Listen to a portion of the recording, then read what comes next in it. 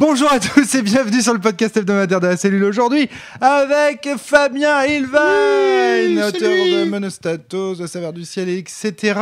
Tu nous apportes un jeu aujourd'hui de Ben Lehman, jeu qui s'appelle This game contains absolutely no triggering material. Ce qui une fois traduit donne ce jeu ne contient absolument aucun matériel qui pose des problèmes en termes de sécurité émotionnelle.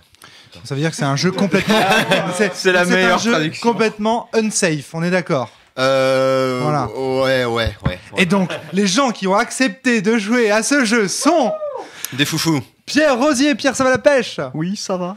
Nous sommes également avec Valentin T. Salut. Nous sommes avec Jérémy Klein. Salut. Nous sommes avec Jérôme de Poitiers. I have the pitch. Et nous sommes avec François Néron. Salut. Et donc, vous tous avez décidé de faire les foufous. Antoine et de aussi, non jouer... Antoine est dans le public. Antoine ne joue regarde pas rien dans le Mais public. si, Antoine y joue. Je sais pas. Non, parce Si, qu'on a... Antoine y joue. Antoine y joue. Antoine y joue. Antoine y joue. Antoine y joue. Ça commence le côté safe. Le côté safe, il marche bien. Tu sens le côté sécurité Ok, bah, je vais émotionnelle, jouer, consentement, alors. tout ça. Ce podcast ne contient absolument aucun triggering matériel. Ok, très bien, Fabien, C'est une parle-nous de belle ce foire à la jeu. saucisse, d'ailleurs. Qu'est-ce que c'est que cette histoire? Eh bien, c'est un jeu donc de Ben Lehman. Alors, petite note, donc c'est un jeu qui vient du Patreon de Ben Lehman, puisque je fais partie des gens qui filent un peu des sous. Donc Moi aussi, ouh. j'invite à nouveau à filer des sous. Ouh. Je précise aussi, parce qu'il l'a dit à ses Patreons, et je pense que ça vaut la peine qu'on commence à le dire, qu'il envisage de plus en plus d'utiliser le nom PH Lee, donc P. Enfin, les initiales PH et Lee, L-E-E, qu'il considère être un nom gender neutral. Donc, D'accord. il n'a pas précisé si ça a annoncé sa transition ou si c'est simplement le fait de vouloir tout rassembler sous un Aïe, j'espère pseudonyme. qu'on va pas avoir ce problème d'enregistrer le podcast maintenant. Alors, il a aussi précisé, et tu vas pour te rassurer tout de suite, Rome, par rapport au traumatisme que tu as. Pas avoir de... Oh non. pas de Je veux pas vivre ça à nouveau. Il savait pas encore sous quelle forme ça allait prendre, que c'était plutôt quelque chose qu'il demandait plutôt que c'est quelque chose qu'il demande, mais il saisit aussi que il dit d'accord. je préfère avoir des amis que des défendeurs. D'accord. Et il précise aussi que, par exemple, le pronom gender neutral, donc neutre, épicène, on va dire. Comment d'ailleurs les Anglais du coup ils utilisent quoi? They. Ouais, ils utilisent- They. Ouais. Et parfois, Le il au pluriel ça, ou elle au pluriel ça, c'est le plus qui courant, est ouais. neutre en fait quand il est au masculin. et parfois D'accord. des trucs un peu exotiques, type here, Here. he's, des choses un peu. Mais D'accord. t'as raison. Ils utilisent pas it quoi, contrairement à Non, pas l'idée du tout. reçue. Voilà. Non, ils utilisent they. Donc. Ah. Et d'ailleurs, ils utilisent they, et tu me corrigeras si je me trompe, Jérôme, mais c'est aussi un truc que tu peux. Avant même ça, dans le langage courant, par exemple, ton facteur vient et tu sais pas si c'est un homme ou une femme, bah, tu dis they come at noon. Tu vois. Tout à fait. Sauf D'accord. que là c'est plutôt they comes. Comme ça tu Oui, tout à fait. soulignes Oui, le fait que soulignes c'est le fait que ce soit singulier, une seule personne, ouais. Voilà, la troisième personne du singulier. Très bien. Parce que comme chacun sait, les verbes à la troisième personne du singulier en anglais prennent un S à la fin. Très bien. Donc, non, mais il faut tout préciser. Je suis désolé, Je mais me rappelle en première L, il y en a qui s'en rappelaient pas déjà. Oui, donc, oui, tout à fait. Donc, Fabien, est-ce qu'on va à un moment donné parler de ce Alors, jeu? oui. Donc, comme vous l'aurez compris, c'est un jeu qui n'est pas safe du tout au niveau sécurité émotionnelle. Donc, c'est la seule fois où je vous le dirai. Et si vous voulez partir, il faut le faire maintenant. Mais il y aura aucune barrière, aucune Jérémy se aide. lève. C'est le truc le plus exotique que j'ai fait en jeu de rôle, j'ai bien choisi mon moment. C'est parfait. Donc, on joue. La première règle du jeu, c'est le titre du jeu, d'accord. Donc, il n'y a à aucun moment ça te pose des problèmes en termes de sécurité émotionnelle. Okay. Enfin, à aucun moment on peut. Non, c'est pas ça que ça dit. On peut pas s'en plaindre. On peut pas amener de matériel comme ça. Ouais. Voilà. Il y a deux personnages principaux, Dustin et Killa.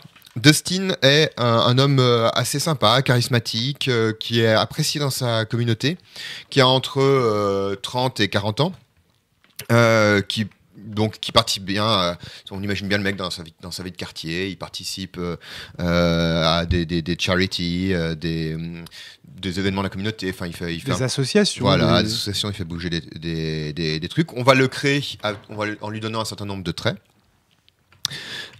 Et Dustin est le beau-père de Kila, ou Kayla, je sais pas, qui est une jeune femme de 14 ans, qui, elle, est plutôt timide, ne parle pas beaucoup d'elle et est pas très, pas très appréciée, simplement parce que elle sort pas beaucoup de chez elle, parle pas beaucoup d'elle. Dustin et sa mère essayent vraiment sincèrement d'entrer en contact avec elle, mais ils ont vraiment des difficultés. Donc ça, c'est les deux personnages principaux. On va les créer. Et, parmi nous, il y aura deux personnes qui l'un jouera Dustin et l'autre Kila. Et après, on va jouer. Alors en anglais, c'est les bystanders. Là, à nouveau, si tu peux m'aider peut-être pour la traduction. Les passants, ou les spectateurs peut-être. Le jeu nous dit bien qu'il n'y a aucune raison pour lesquelles on parle précisément de bystanders. Clin d'œil appuyé. Un clin d'œil appuyé. Sachant que c'est un mot qui est en anglais fortement connoté comme étant les gens qui sont témoins d'un crime ou de quelque chose d'odieux de manière générale et qui restent là. Qui restent sur place et qui ne font rien. Voilà. Donc je vous le dis tout de suite, il y a 3 types de scènes. Je rappelle juste vite fait aussi, tant qu'on y est sur la linguistique, parce que je l'avais déjà regardé, là je vois c'est dans mon historique, donc je l'ai vite retrouvé. Le bystander, c'est aussi un effet. L'effet psychologique et social qui fait que les gens n'aident pas. Quand il y a une situation, quand il y a plus de gens autour, apparemment, si je... Diffusion de responsabilité. La diffusion de responsabilité, dit Jérémy en dehors des micros. La diffusion de la responsabilité, je l'ai dit dans les micros. Et donc, il y a 3 types de scènes, pardon. Il y a des scènes ordinaires. Les scènes ordinaires, c'est... Donc, on va aussi... les autres vont chacun se créer un personnage... donc, un personnage spectateur, on va l'appeler comme ça. On va chacun se créer un personnage spectateur. Et ce personnage spectateur, on va lui donner un nom dans la communauté. Une des règles, c'est que, de manière générale, on a tous à peu près la même opinion sur... Dustin et Kila. D'accord. C'est-à-dire que, et dans aucun cas, aucun d'entre nous n'appréciera ou ne fera plus confiance à Kila qu'à Dustin. D'accord. Il y a les scènes ordinaires. Pourquoi ça vous fait rire? Juste, j'entends. Public. Ça fait rire les enfants du Ça vous fond, fait là. rire. Ça ne fait rire que vous, Morgane Thaler. Non, mais j'en venir la couille dans le potage, c'est tout. Hein. D'accord. Le truc, c'est qu'il n'y en a pas. Mais il n'y a pas de couilles dans le potage, exactement.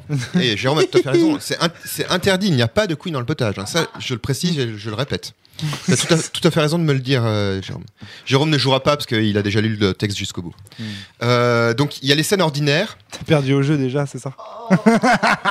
Les scènes ordinaires, donc c'est des scènes avec à la fois Dustin et Kila, c'est les scènes les plus courantes, dans lesquelles il y a un événement type. Alors on va jouer en américain parce qu'apparemment c'est un jeu, en états-unien.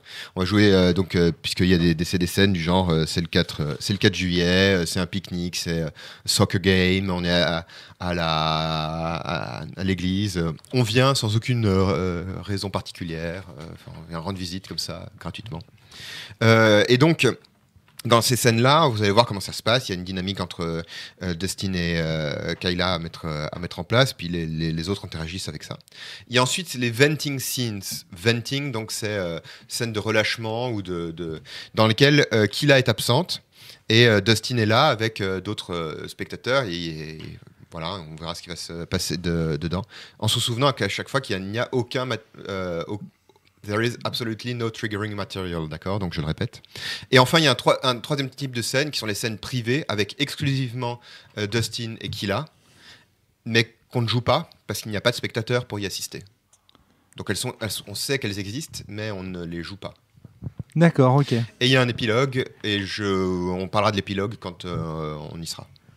Donc tout le monde, ce qui est rigolo autour de la table, c'est que chacun sourit, rigole, a un petit sourire gêné. Je vois Jérémy Klein pensif. Chacun se figure déjà à la lecture des règles une idée du genre de Je vous rappelle qu'il n'y a aucun problème de sécurité émotionnelle dans ce jeu. Est-ce que ça veut dire quand même qu'on peut quitter la partie? Évidemment, je veux dire, je suis pas... je sais pas. C'est pas évident. Quitter la partie, c'est un... Non, mais si tu te casses, je vais pas te courir après, quoi. D'accord, ok. Jérémy. Quand tu dis aucun problème, il y a quand même le mot problème qui apparaît. Oui, mais il n'y a aucun triggering material, tu vois. Donc, il y a Ne pense pas de- pas à un éléphant, ne pense pas à un éléphant. Par contre, je me dis pour les auditeurs et auditrices, ça pourrait être sympa qu'on définisse un peu mieux triggering material, non? Ben oui, tu as tout à fait raison. Alors, Ouais, alors, donc ça fait partie du Trigger, vocabulaire. ça veut dire déclencher. Voilà, ça fait partie du vocabulaire autour de la Sécurité émotionnelle. Et puis quand, par exemple, tu sais que ton œuvre va parler de thèmes Trigger difficiles, tels homophobie, transphobie, sexisme, racisme, viol, agression, Racisme. incendie, pourquoi pas, meurtre, gore, du sexe de manière très crue. C'est à peu près ça. Hein, Oui, qu'est-ce que oui, t'en c'est penses Alors, c'est ça, ouais, c'est-à-dire, en c'est- fait, merci. tu avertis tes joueurs que ces thématiques seront abordées. Voilà. Tu fais ce qu'on appelle un trigger warning, c'est-à-dire tu préviens avant. Et là, le Ce jeu genre fait de- exactement le Les contraire. thématiques pourront se déclencher dans la partie. Et là, cette fois-ci, Le jeu fait exactement le contraire, dit il n'y aura absolument aucun problème de ce point de vue-là, et ça nous a même interdit. Ça va tout ça? Ouais. Est-ce qu'il y a des questions? Est-ce qu'il y a des... Bon, si vous Moi, voulez j'ai quitter du le mal. truc, J'ai du vous mal. êtes- C'est pas ça, mais j'ai du mal à comprendre le titre en fait. Je sais plus ce que ça veut dire. il n'y a est-ce- pas... Est-ce que ça veut dire que ces thématiques n'interviendront pas du tout, ou est-ce que ça veut Absolument dire pas. C'est ce qu'il dit. Absolutely not. Il y en aura 0. Macache. La question, c'est... Ouais, voilà, en C'est fait, donc c'est on va pas c'est faire bien, le donc Jérémy souligne bien le problème de t'es en train de faire le podcast avant le podcast. de Parce que l'éléphant. Bah, il faut juste comprendre ce que tu dis, c'est la première règle. Si je la comprends pas, je pense que on est en train de faire le podcast avant le podcast, mais la question, c'est est-ce que c'est une promesse que te fait le jeu, ou est-ce que c'est une interdiction? Ok, voilà, c'est ça. Donc, en réalité, on passe de la promesse, c'est-à-dire, et tu dis, ah ben non, vous Oui, inquiétez bien pas, sûr, ça va être ouais. My Little Pony, tout va bien se passer, à une interdiction, c'est, il n'y en a pas. N'y pensez pas, il n'y a pas d'éléphant. Voilà. Voilà, c'est ça. Ok, donc. Vous n'avez pas le droit, s'il y a un éléphant, vous n'avez Bah, pas le droit de le Tu vois, mentionner. la précision est importante parce que moi, par exemple, je n'avais pas compris ça. J'avais pas compris ça. Ok, très bien. Bon, Ça va, toujours partant? Toujours partant. Ah, c'est marrant. J'aime bien ces réactions là, genre Ah, là, il faut une vidéo là. Ouais, là, il faudrait la vidéo, l'arbitrage vidéo. Mais nous ne l'avons pas. Allez, on verra ce que ça va donner. Jouez bien.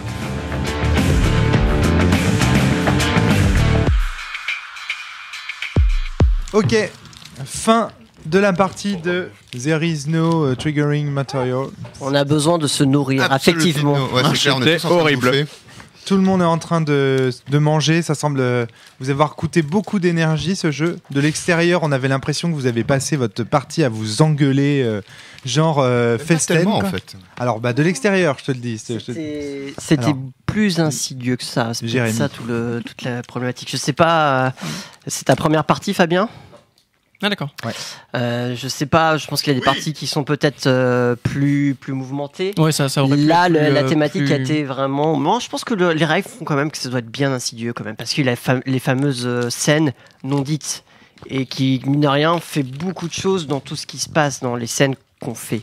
La règle principale fait que François. rien ne peut être explicite. Donc on va rester sur des trucs plus subtils. Forcément. D'accord, ok. Enfin, rien de violent ne peut être explicite. Donc t'es tout le temps en train Fabien. d'interpréter le pire, en quelque sorte. Ou d'imaginer. Ah, mon petit Valentin. Pourquoi Valentin est. Bah, l'interprétation, c'est quand même son Ah oui, d'accord, ok. son truc, tu vois. Ok.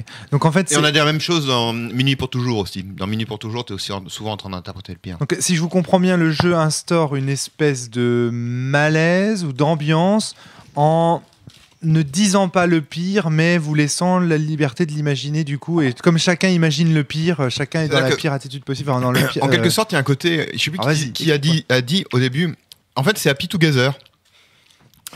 Au début, c'est Happy Together, tu vois, c'est genre notre première scène, c'est le 4 juillet, et puis on fait griller des steaks de tofu à l'extérieur dans le jardin. Les gens emmènent des bières véganes et tout. Et il y a une petite engueulade entre un beau-père et sa fille. Mais pas grand-chose, quoi. C'est juste que elle traîne la glacière au lieu de la soulever et ça laisse des marques sur la terrasse. Enfin, tu vois, c'est cud. Et oui, parce que moi je suis un Jones. c'est cut. C'est cut, quoi. Et en fait, Jones des années 80. Et en fait, petit à petit, tu te rends compte que derrière, enfin, il y a toute une partie qui n'est pas montrée forcément derrière ce slice of life sympa, notamment à travers les scènes de troisième type, les scènes privées entre Kayla et Dustin, dans lequel on s'est mis d'accord. Ça, c'est pas exactement précisé, mais on s'est mis d'accord sur le fait que à certains moments, on disait et maintenant. Il y a une scène entre Dustin et Kayla, mais les règles nous interdisent de la représenter puisque this game contains absolutely no triggering material. Et alors pourquoi on n'aurait pas le droit de représenter une scène Précisément parce que tout le monde s'imagine le pire. Je pense que tout le monde a une vision de ce qui s'est passé dans ces scènes, mais on n'a pas la même.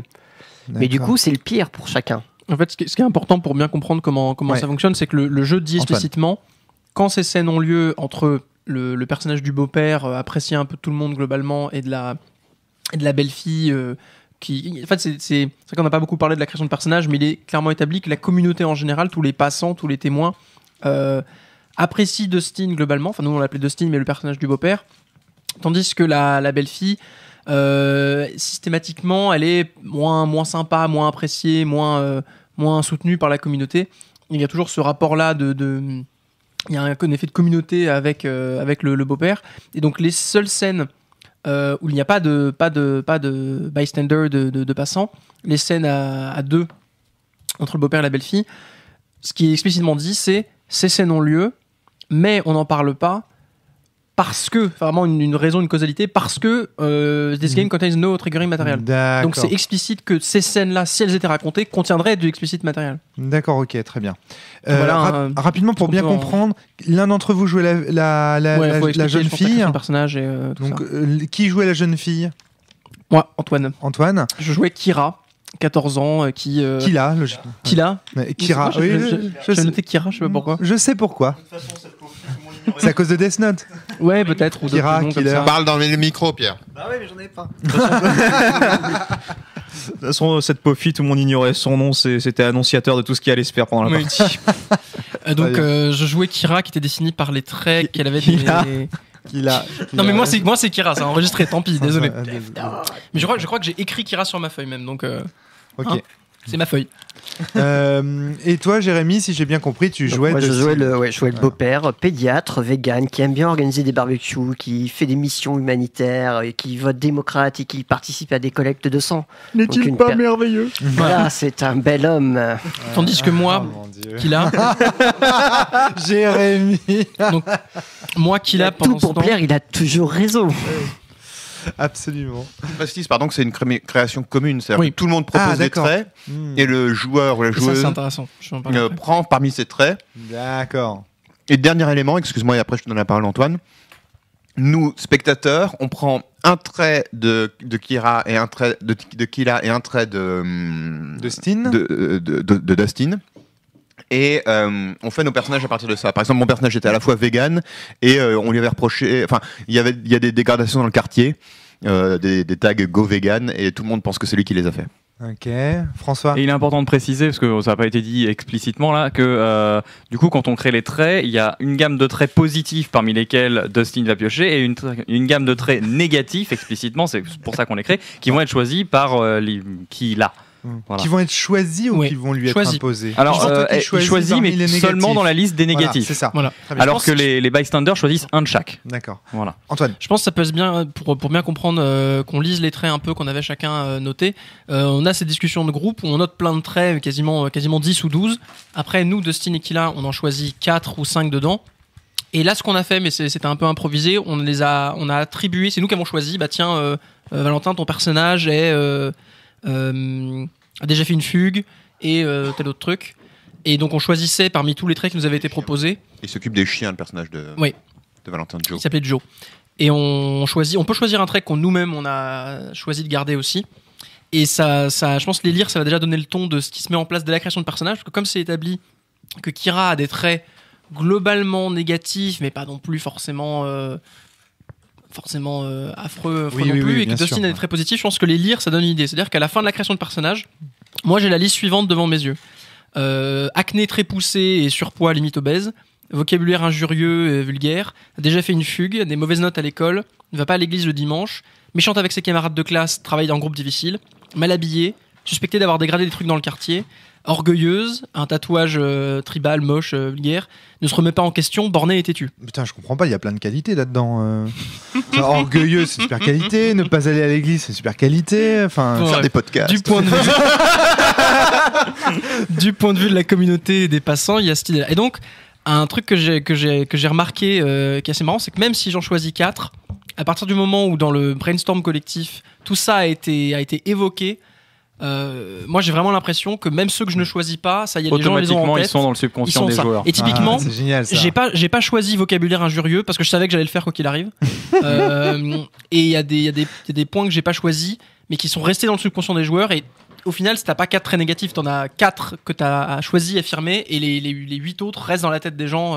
Et l'effet inverse va chez Dustin aussi, le beau-père. Un point que je trouve intéressant mécaniquement aussi, c'est vu que les bystanders ont un trait qui vient de chacun des 2 pools de traits, ça crée instantanément une sorte de forme de communauté autour. Parce qu'il y a des choses communes entre les personnages directement.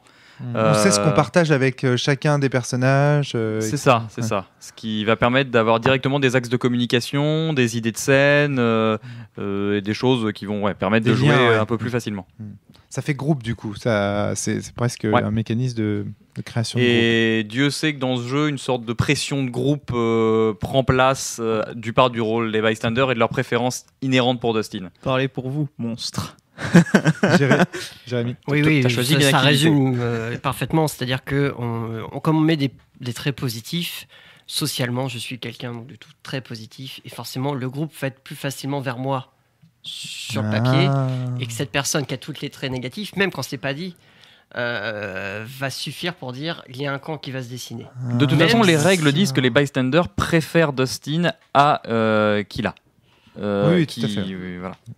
Donc il y a déjà une pression sociale qui est mise sur Killa, et moi j'ai justement l'avantage de cette pression qui vient avec une sorte d'arme, une arme sociale, et qui du coup, comme mon personnage est persuadé et que quelque part je sais que les personnages qui vont être autour de moi ne vont pas être contre directement, ça va mettre une pression énorme. Tu peux puiser dans le positif pour faire des propositions, et d'accord.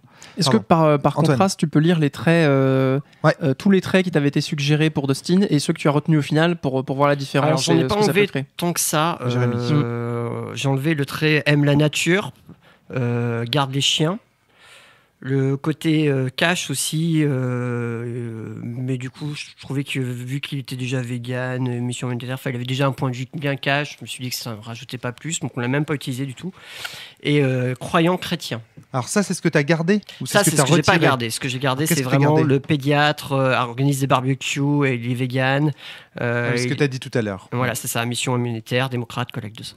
D'accord, ok. Et ce qui est important dans tout ça, moi, l'état d'esprit dans lequel je me suis mis dès le début de la partie, c'est que ces traits, c'est vraiment le point de vue des bystanders de façon générale, le point de vue de la communauté sur les personnages. Pour moi, c'est pas des vérités absolues établies de façon objective, qu'il est comme ça, un tel est comme ça. C'est ce que perçoivent le groupe autour, ce qui contribue à leur point de vue sur la situation, ce qui les contribue à prendre parti pour Dustin, ce qu'ils sont un peu obligés de faire en théorie. François, puis dans la manière dont ces scènes s'articulent, il me semble clair que le jeu se passe du point de vue des bystanders, parce que les scènes privées entre Dustin et Killa ne sont pas jouées, ne sont pas vues. Et à la fin, si on peut dire ce qui se passe à la fin, voilà. Oui, bien sûr. À la fin du jeu, le personnage de Killa a le choix entre fuir la situation ou rester et mourir. Et donc, si elle choisit de fuir, ce qui se passe après la fuite doit être imaginé par le joueur, mais n'est pas dit au reste de la table. Le peu qui est dit... Chaque joueur s'imagine la fin. En fait, non. À la fin, j'ai dit à Morgane, donc à Antoine, T'inquiète, le personnage souvent. Excuse-moi, le personnage, donc le joueur de Killa, je vais y arriver. Je lui dis voilà, t'as le choix. Soit Killa reste, soit elle s'enfuit. Très bien. Il m'a dit, elle s'enfuit. Et je lui demande, qu'est-ce que nous, spectateurs, on en voit? Donc il nous répond, eh bien, vous voyez que... alors, tu nous avais dit quoi exactement? Que, quelques années après, elle allait dans un internat, Voilà. elle faisait son lycée dans une autre ville, un peu à l'écart, et que du coup, vous la voyez moins, et que plus tard, elle s'arrangera pour aller faire ses études Au Canada, prendre de la distance. Donc ça, c'est ce que nous, on a vu. Et ensuite, je dis à Antoine, eh bien maintenant, imagine sa vie après, que évidemment, aucun des spectateurs ne connaîtra jamais. Et donc c'est dans la tête d'Antoine et il nous le dira jamais. Ah d'accord, ok, très bien. Ouais. Donc c'est dans sa tête, là il y pense en ce moment, mais on ne sait pas. Si il m'avait dit elle reste, c'est différent. La question à ce moment-là, c'est, je dis, ok, elle meurt entre maintenant et dans 6 ans, donc entre 14 et 20 ans elle meurt, à toi de nous dire comment ça arrive. Donc tu peux imaginer tout un vaste, là aussi, tu vois, de la même manière que la fuite, ça peut aller de la fugue assez violente à ce qu'il a choisi, c'est-à-dire je me débarrasse définitivement de mon beau-père. Et bien la fuite, ça peut être, la mort, ça peut être mourir sous les coups de son beau-père, mourir accidentellement, mourir un suicide aussi, c'est quand même très, très probable dans ce genre de situation. Très bien. Valentin voulait intervenir. Ouais, il y a un truc que je viens de me rendre compte, c'est dans la création de personnages, en fait, on a en effet de stéréotypage, mais au sens sociologique, quoi. C'est-à-dire que c'est des éléments que tu as choisis sur ta feuille. Je sais plus lesquels c'était exactement, mais en fait, dans l'effet de stéréotypage, on va te mettre dans une boîte dans laquelle il y a d'autres étiquettes.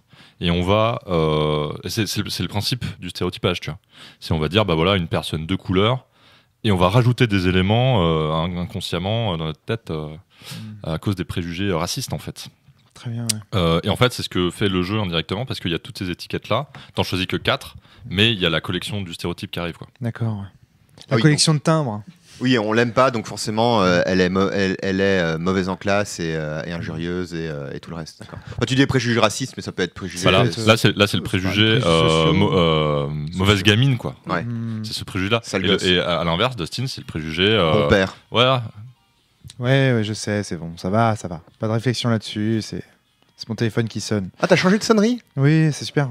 Non, c'est toujours la même depuis le début des podcasts. Ah ouais? Quasiment, ouais. Regarde. Écoutez, voilà, il y a quelqu'un qui est en train de m'appeler. C'est fou, voilà, c'est Tommy, je le remercie au passage avec qui on avait testé le jeu de... Comment s'appelle-t-elle déjà? Ah, je me souviens plus. Avery Adler, voilà. Antoine, au début, tu me disais que... Enfin, quand tu as pris le micro, tu as dit « Bon, je pense que les bystanders se sont fait chier ». Non, c'était une question. Alors, c'est pas. Quel est votre ressenti autour de cette table, les voilà, moi, j'aimerais bien demander le ressenti un peu de chacun sur la partie purement à un niveau. C'est vrai d'aller dans l'analyse. Puisque c'est un truc tellement peu sécurité émotionnelle, on pourrait faire la technique habituelle de Maxime pour débriefer. C'est comment vous vous sentez? Comment tu te sens et comment tu as besoin, et chacun fait le tour et en parle maintenant. C'est peut-être un petit peu tard, on aurait dû commencer sans doute un peu plus tôt, mais je pense que c'est pas une mauvaise idée. Tu veux commencer, Antoine? On fait ça en premier, allez, d'accord. Moi, je l'ai fait un peu parce qu'à la fin de la partie, j'ai proposé que Dustin et Kira se fassent un câlin, se fassent une accolade. Enfin, plus exactement Jérémy et Antoine. Oui, voilà. Mais moi, je me sens pendant toute la partie. En fait, j'ai eu de la pression, de la tension et du stress qui a monté au fil de la partie jusqu'à un peu plus de la moitié où ça atteint son paroxysme. Et après, c'est un peu redescendu quand j'ai commencé à avoir en tête les décisions que je voulais prendre et les dernières scènes que je voulais amener. C'est pour ça que l'avant-dernière scène, j'avais du mal à amener du conflit dedans.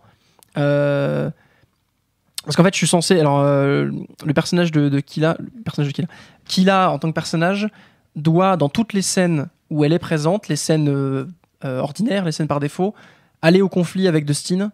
Et la scène est censée se terminer que quand il y a eu au moins une phase d'escalade de conflit entre les deux, qui peut monter de plus en plus jusqu'à un stade énorme avant que Kila se réfrène, et qui peut juste avoir une légère engueulade, mais il est censé avoir ça quoi qu'il arrive.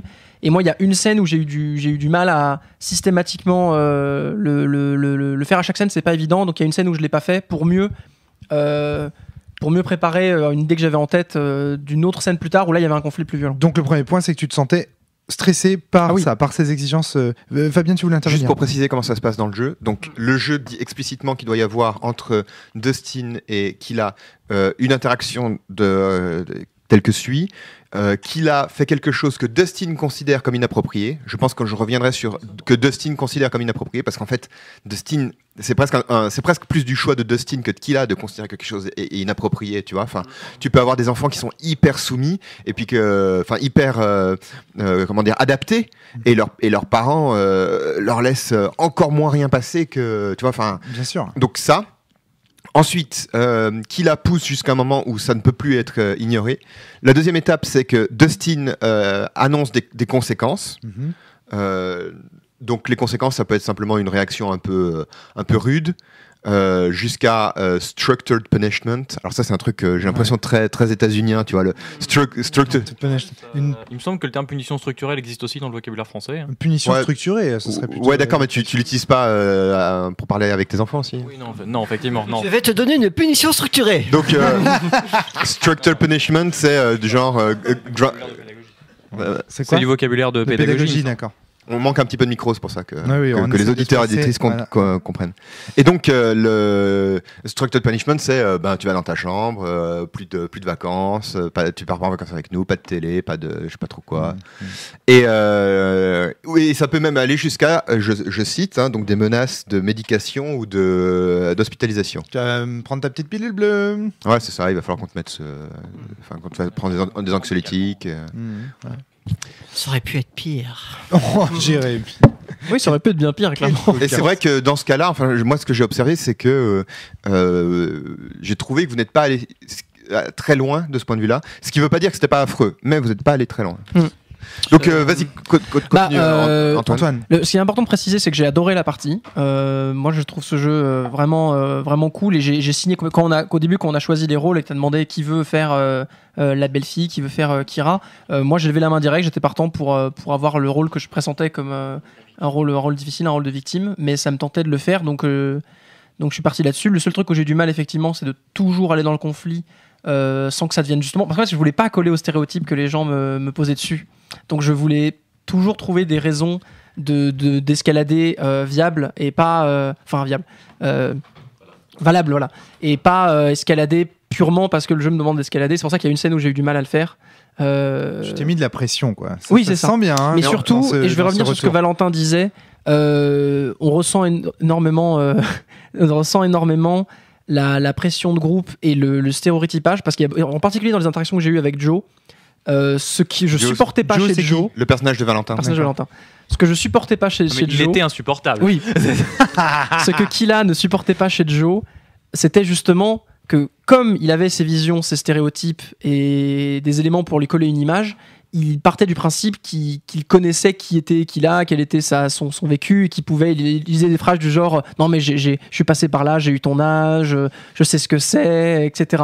Et ça, c'est vraiment lié pour moi à ce stéréotype où tout le monde et toute la communauté a un côté, quand il rassurait Dustin, il disait des phrases du type oh bah c'est comme ça, les jeunes, l'adolescence c'est une période difficile. Il y a toute cette espèce de facilité d'être dans une illusion de penser qu'on comprend ce que la personne traverse, alors que c'est très insultant quand on te le dit en face, ce genre de choses.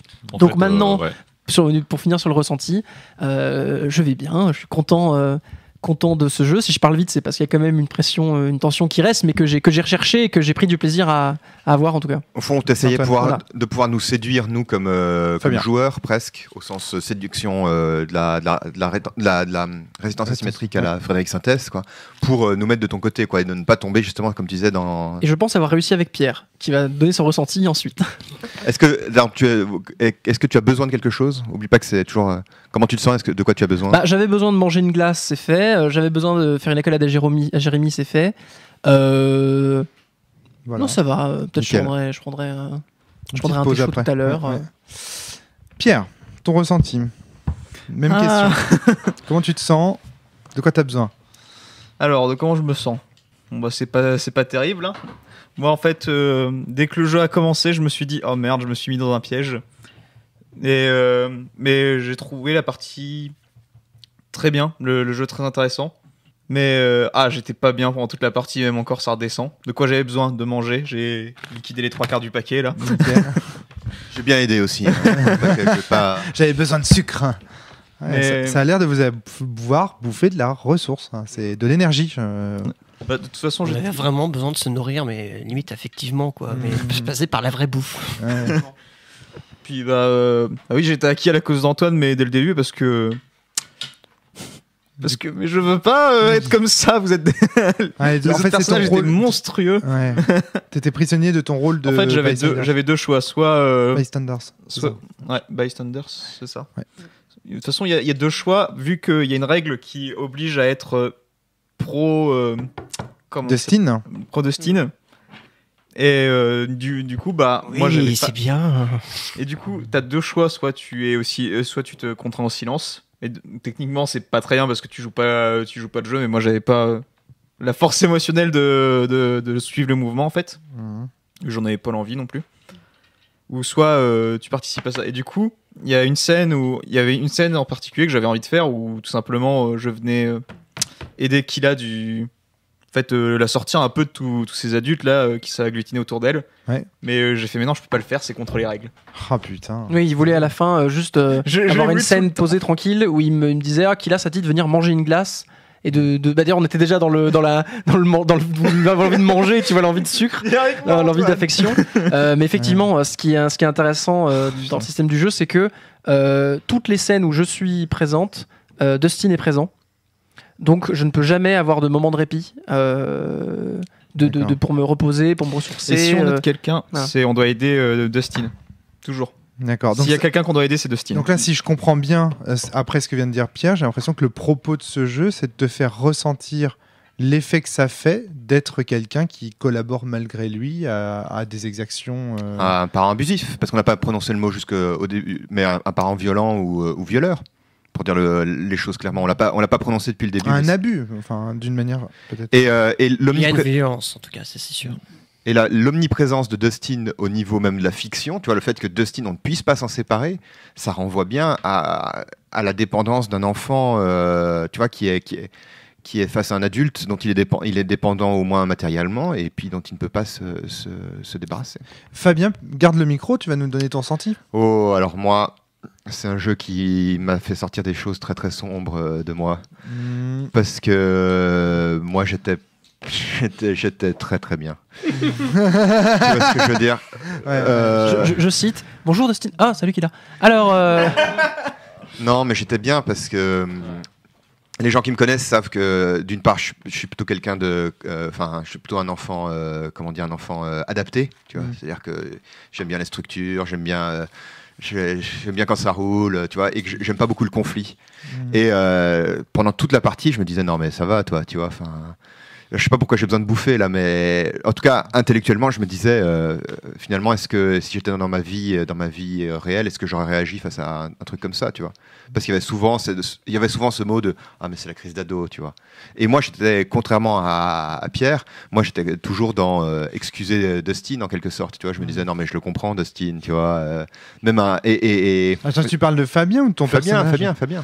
C'est pour ça que je te dis que c'est tellement sombre et que et que c'est très très glauque. Et que je te dis que c'est pour ça que ça interroge moi le fait que ben voilà. Dans la vie de tous les jours, peut-être qu'il y a des situations dans lesquelles tu réagis comme ça. Et ça m'inquiète. Donc ça te pousse. Donc finalement, ce jeu, à terme, il te poussera peut-être à agir la prochaine fois que tu assisteras à une scène de ce type. C'est ça que tu es en train de dire là. Tu ne sais pas. Oui, bien sûr, on ne sait pas. C'est comme cette fameuse question qu'auriez-vous fait pendant la guerre? C'est ce que j'espère. Et surtout, un des trucs que te fait remarquer le jeu, c'est qu'en fait, si tu es face à un abus, c'est très rare que tu te rendes vraiment compte que c'est abusif. Mais inversement, moi, ça m'a aussi renvoyé à des scènes que j'avais vues comme enfant. Je me souviens qu'il y a un membre de ma famille, je vais le dire le plus neutrement possible, qui cognait ses enfants. Voilà, ça va, je peux le dire, mais c'était pas dans ma lignée. Donc, et moi, comme gosse, je me disais, mais ça, c'est pas normal, tu vois. Enfin, et mes parents ont mis beaucoup de temps à dire, bon, ben, calme-toi, quoi, tu vois. Enfin, stop. Tu peux pas lui mettre tous les jours des torgnoles. Et ça, j'en veux à mes parents, tu vois. Et inversement, et à un moment, Antoine, t'as fait, tu vas me lâcher à la longue. Moi, ça m'était aussi arrivé. À un moment, j'avais des activités. Il y avait quelqu'un qui arrêtait pas de me faire des compliments, d'être toujours sur mon dos et tout. Et même comme enfant, je me disais, mais il m'emmerde, stop, quoi. Et donc, une fois, j'ai lâché exactement le même mot. J'ai dit, mais ta gueule, lâche-moi, quoi, tu vois. Et il y avait un adulte qui était à côté qui disait, mais on parle pas comme ça à un adulte et tout. Donc, tu vois, des situations qui, si elles s'étaient répétées, auraient été pour moi des situations abusives, ou si ça avait été moi qui avait été considéré, enfin qui était dans le truc, mais fortement heureusement ce n'est pas le cas. Mais enfin, ça te renvoie aussi à du vécu, où tu te dis putain, je suis pas passé loin de situations très chaudes. Donc comment je me sens pas très bien, parce que j'ai l'impression d'avoir d'avoir révélé des trucs un peu de la banalité du mal, quoi, tu vois, la Eichmann en moi, tu vois, obéir simplement aux choses, le microfascisme, les choses tournent et puis on se rend pas compte de l'horreur. De quoi j'ai besoin là, j'ai commencé déjà à prendre une bonne dose de sucre. Je peux te dire que quand le podcast sera fini, je serai content, quoi. Et j'ai peur aussi de ce que ça renvoie comme image de moi quand je sors tout ça dans le podcast. En même temps, tu vois, c'est essayer de jouer le jeu, d'être le plus honnête possible. François. Alors moi c'est compliqué, je sais pas comment l'ont ressenti mes camarades. Moi j'ai l'impression d'avoir mal joué. C'est une question qui m'a un peu obsédé tout le long du jeu et qui m'a posé quelques problèmes d'immersion. Qu'est-ce que ça signifie mal joué là Tu détailles un peu. Je sais pas. D'avoir été à côté du jeu, j'arrivais pas à me mettre dans mon personnage en fait.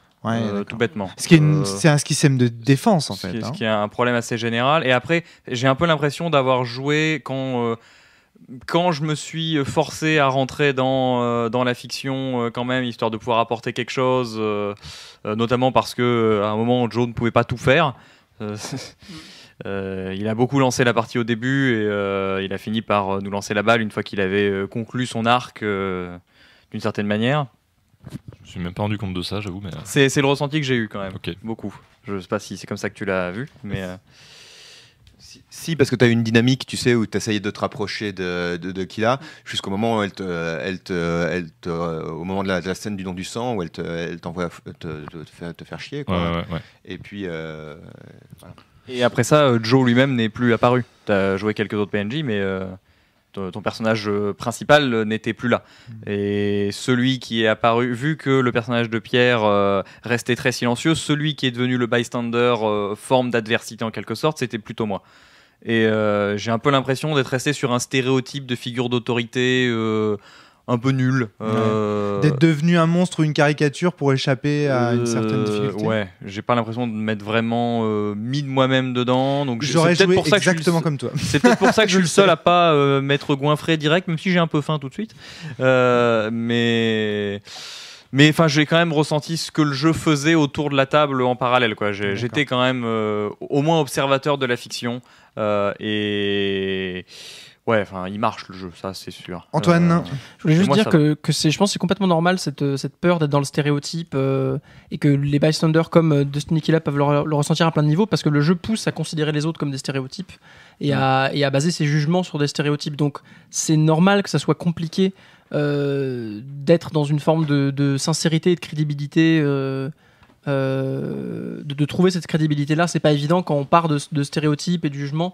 Je sais que c'est pas forcément évident de jouer les bystanders, notamment qui ont peu de place pour développer leur personnage en tant que tel, et donc ça reste des bystanders extérieurs, et je sais que j'aurais eu du mal en tant que bystander aussi à.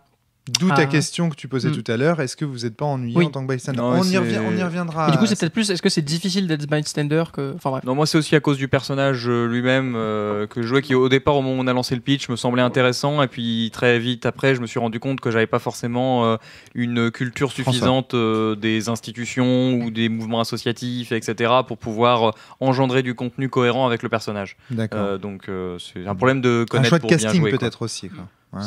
D'accord, ok. Jérémy, donc toi je sais que tu vas nous donner un ressenti maintenant, puis que tu écriras un long commentaire sur ce podcast quand il sera diffusé pour dire qu'en fait non, et ceci et cela, comme ce fut le cas pour La vie de l'absent. Déjà je voudrais vous demander qui est papa autour de la table. Ah, très très bonne question. Voilà. Eh bien... Je suis le seul papa autour de la table, donc j'avais un rôle. C'est pour ça que j'étais pas forcément chaud d'être Dustin, parce que je sentais bien où le jeu allait amener. Je sentais bien que du coup, j'allais avoir un rôle un peu particulier là-dessus. On est très bien sorti. Donc du coup, il y a eu des résonances. C'était terrifiant. Il y a eu effectivement des résonances à pas mal de choses, parce que ça y est, je bloque. Pour moi, il y a deux choses qui dans le jeu est mis en avant, dans lequel j'ai ressenti. Il y a l'aspect déni de chacun, et donc aussi le déni de mon personnage. Alors, le déni déjà justement parce qu'il y a des spectateurs qui ne voient pas du tout la scène invisible. Je sais même pas si les personnages sont censés le ressentir. Enfin, la scène invisible, c'est excellent comme expression. Oui, ils sont là. Ils sont spectateurs, mais comme on voit un film où il y a une scène atroce, ignoble, dans lequel on est là et puis on peut rien faire.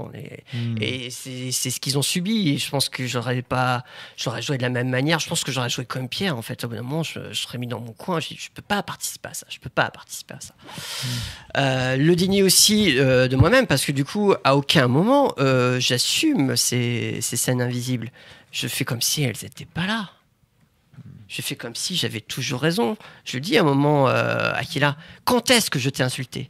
Oui, verbalement, dans la partie, je n'ai jamais dit un gros mot. Mais qu'est-ce que j'ai fait derrière qui aurait pu être pire qu'une insulte ? Qui serait une forme d'insulte puissance. Enfin, je sais. Et quand il me dit quand est-ce que je t'ai insulté, moi je suis désarmé parce que non, et j'ai dit il n'y a pas que les insultes, c'est tout ce que je pouvais dire comme élément, mais c'est vrai que dans toutes les circonstances font que dans les discussions, la répartie est de ton côté, voilà. Dans le contexte. Et donc oui, Denis, parce que toi aussi tu peux pas parler de tout ça. Et la deuxième chose qui est apparue, c'est le côté pervers du coup de toute cette situation. On a une mise en scène. Une introduction, voilà, je suis le bon beau-père de famille qui veut du bien à sa belle-fille, et je le montre socialement, même si j'y vais un peu brusque, mais du coup les gens me suivent, mais en même temps, petit à petit, ça vient beaucoup plus insidieux, et puis ça vient complètement, et il y a eu des petits ricanements, parce que ça vient contradictoire, ce que je dis, ce que je fais, parce que j'ai toujours raison, tu as toujours tort. Donc même quand tu vas à quelque chose qui va dans le sens que j'aurais pu attendre, c'est pouf, je te recasse derrière et t'es toujours piégé. Et comme je sais que je vais avoir la pression sociale autour de avec moi, toi, ouais. Je peux que la briser. Et moi, je peux avoir que le pouvoir. Ouais. Donc, là, le côté grisant. Et en même temps, là, le côté, c'est ignoble. Il y a des moments, notamment la dernière scène, je ne pouvais plus rien répondre parce que je ne pouvais pas aller plus loin. À un moment, ça y est, faut que je la laisse tranquille, cette pauvre Kira. Qu'est-ce que je vais dire de plus qui ça n'irait pas avec le personnage, mais de toute façon, je peux non, il a une limite. Abusé, quoi. Ouais. Il avait une limite. Je pense, je sais pas. Je pense que j'étais assez loin. En tout cas, pour moi. Des fois, je sais, en tant que père, voilà, on est fatigué. Il y a une dispute et il y a des moments où on se dit. Ce que j'ai dit là, est-ce que c'est pas du tout contradictoire par rapport à ce que je fais penser, par exemple ? Arrête de crier ! Et puis tu réagis 3 heures plus tard. Mais qu'est-ce que j'ai fait ? C'est complètement contradictoire. Et puis tout de suite tu pars, va finir schizophrène avec un père comme ça.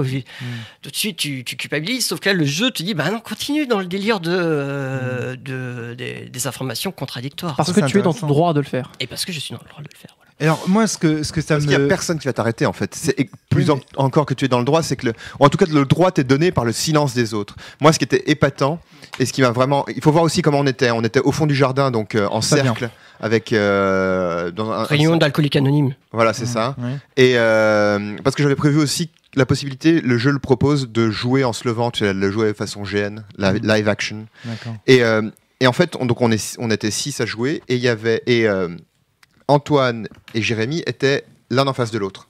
Et les autres étaient, nous 4, les spectateurs, on était installés chacun deux à deux de chaque côté.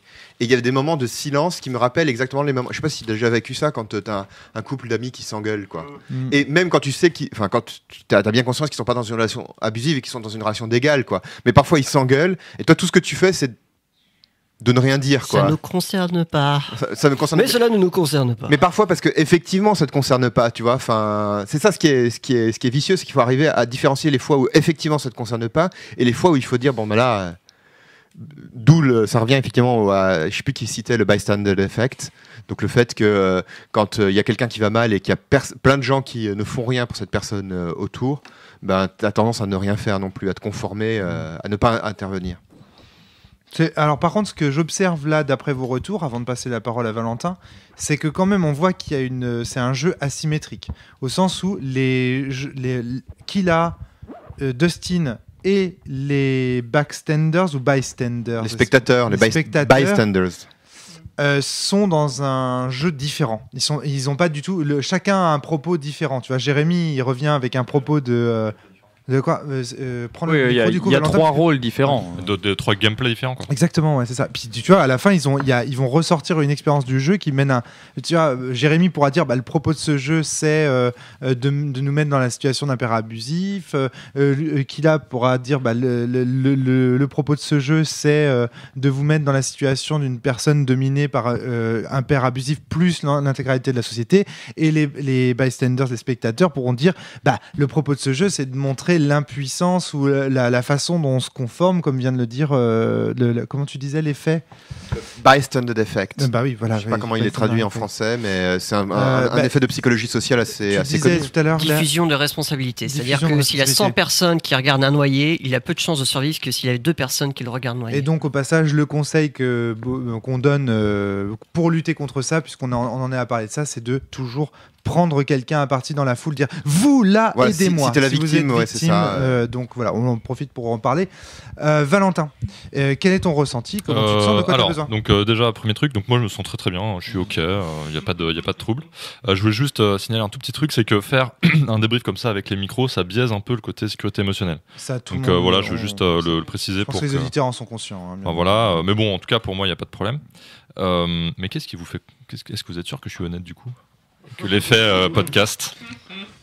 Bref. Donc du coup, au début de la partie... On te fait confiance, Valentin. Au début de la partie, moi je voyais assez bien où le jeu allait en fait. Du coup, ce que j'ai essayé de faire, c'est de jouer complètement dans le sens du jeu. Donc, je sais pas si ça a marché ou pas, mais c'est pour ça que j'ai essayé de... Aussi, Antoine, en dehors des un type sympa, mais complètement ignoble. Un type sympa, mais complètement ignoble. Ah oui, un autre truc que je voudrais dire, ça serait bien, je pense, pendant le podcast, de mettre que ce podcast a du contenu. Oui, bien sûr. Ouais. Parce que là, tout ce qu'on dit peut être. Mais je pense que vu le titre du jeu, les gens pourront. Enfin voilà, c'était juste un autre point. Il vaut mieux prévenir que guérir. Oui, tout à fait. Ouais. Donc voilà comment je me sens. Et j'ai besoin d'en parler, discuter avec vous. Il y a un élément aussi, c'est que il y a un moment donné, il va y avoir un bang dans le podcast. Parce que j'ai des informations peut-être que vous n'avez pas. Je ne sais pas si tu as lu le post G+, de PH Lee à propos de la X-Carte. Ah non, Eh bien voilà, il faudra en parler, parce que c'est important. D'accord, ok. Vas-y alors. J'attaque direct? Si tu veux. Ok. Donc le principe, c'est que PH Lee a publié un post Google+, très très très long. PH, on rappelle que c'est Ben Lehman. Hein, ouais. Dans lequel il parle de PTSD, donc Post-Traumatic Syndrome Disorder. Ouais.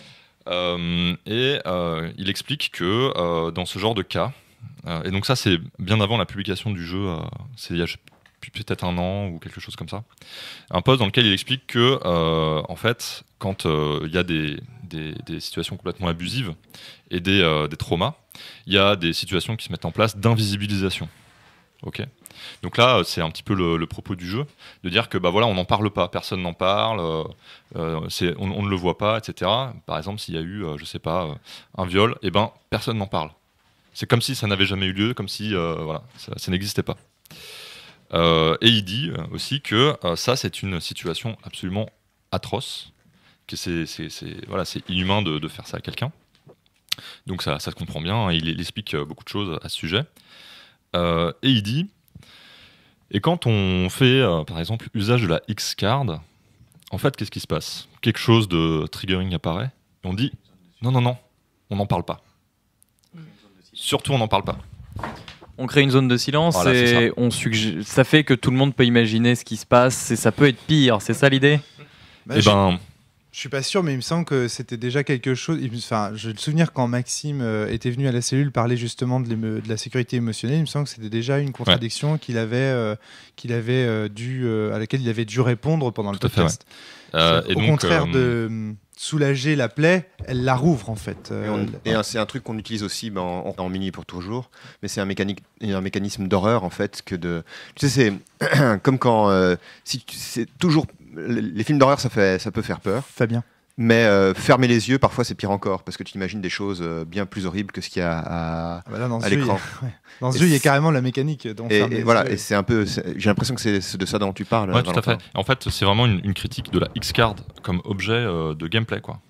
C'est-à-dire que quand ce qui ne veut pas dire que c'est une critique de l'idée de sécurité émotionnelle. Non, bien sûr, hein, parce que souvent on a tendance à confondre dans le débat. En fait, l'idée c'est pour arriver à une. En fait, l'idée c'est il n'y a pas d'outil. Ça, vous avez dû en parler dans le podcast sécurité émotionnelle. Je ne crois pas l'avoir entendu. Mais bon, il y a une idée qui c'est qu'il n'y a pas d'outil miracle, quoi. Non. Il n'y a pas d'outil miracle. Il y a même des outils.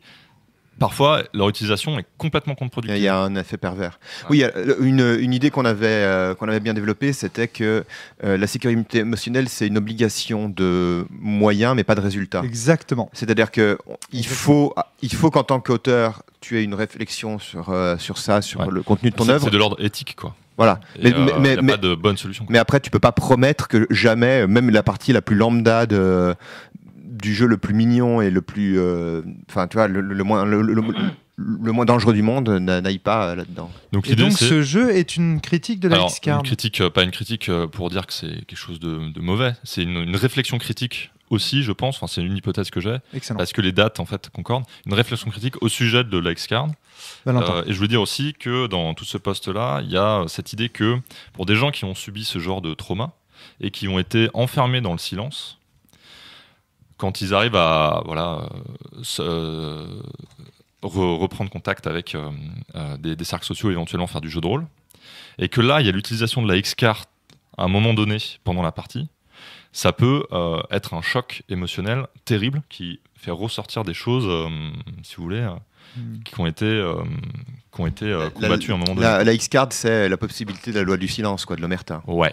Et donc, la question est entière, c'est-à-dire à quel point, est-ce que c'est pas un outil qui, pour des personnes qui ont subi des traumas, avec ces systèmes c'est systémique dans le sens systèmes sociaux, quoi. Voilà, des systèmes sociaux d'invisibilisation, quoi. En fait, les gens qu'on cherche à protéger le plus, c'est les personnes les plus fragiles. Et bien, peut-être que cet outil-là, c'est le pire pour les personnes les plus fragiles. Peut-être. C'est une réflexion critique, tu vois. Oui, bien sûr. Très bien. Voilà, c'est tout ce que je pouvais dire, parce que je n'y connais pas grand-chose de plus. Et donc du coup, je vois pas en quoi ce jeu, tu vois, parle de la X-Card, parce qu'il dit bien. Il parle pas de la X-Card, mais il parle de l'invisibilisation, de la violence et de l'abus, en fait. D'accord, ok. Parce que le jeu s'appelle pas There is no X-Card. Bien sûr, je sais bien. Ouais. Mais on a quand même des scènes qui sont supprimées du jeu d'après les règles à cause d'éléments qui trigger dedans. C'est-dire donc que ça ressemble à there is no l'utilisation de la triggering. X-Card sur ces scènes-là éventuellement. On peut le visualiser C'est comme ça. si c'était une X-Card à chaque fois qu'il y a un élément trigger. Tu vois. Qu'est-ce qui se passe si on faisait une X-Card à chaque fois qu'il y a un élément de trigger, tu vois? Ah d'accord. Oui, non, mais là du coup je comprends très très très bien le point. Alors c'est une hypothèse, donc c'est simplement que il y a ce post-là qui sur détaille, Google+, c'est ça. On mettra en lien. Et tu vois, je m'interroge, quoi. Tu vois ce que je veux dire? Bien sûr, bien sûr. Moi, en termes de fiction, ça me fait beaucoup penser aussi à. Ça m'évoque de références. Est-ce que vous avez vu la série 13 Reasons Why sur Netflix? Flavie l'a vu, mais pas moi. Donc, c'est dans le premier épisode, donc je ne spoil rien. C'est une jeune femme qui s'est suicidée et qui, avant de se suicider, a envoyé 13 enregistrements. Ouais. Et sur chacun des enregistrements, c'est une des raisons pour lesquelles elle s'est suicidée. et ça décrit tout le système social de son lycée américain. Et notamment donc, la dimension de silence, c'est-à-dire, il se passe des choses et les gens refusent d'en parler, est extrêmement forte. Donc Jérémy. la série suit une personne qui reçoit ces 13 cassettes. Chaque cassette, chaque enregistrement est ciblé sur une personne et donc du coup va découvrir petit à petit le secret aussi lié à cette personne vis-à-vis de... Je sais plus comment s'appelle la victime, mais la victime... Anna. Anna, voilà, c'est ça. Anna Baker. Très bien, très bien. Très bonne série, mais très, très dure aussi. Alors moi j'ai quelques petits... Valentin, je t'en Il y prie. a un truc qui me vient juste pour compléter cette idée, mais très rapidement. Il y a des pratiques en jeu de rôle dans lesquelles on va dire on va mettre un voile sur des éléments. On parle pas de ça. Oui. Et donc Tout à quand ça fait. arrive dans la fiction, on n'en parle pas. Mhm. Par exemple, le sexe. Ouais. En fait, c'est pareil, tu vois. C'est le même système. C'est-à-dire, on joue, et le sexe. Ah non, ça non. On n'en parle pas. Mhm. Hop, invisibilisation. On peut imaginer tout ce qu'on veut.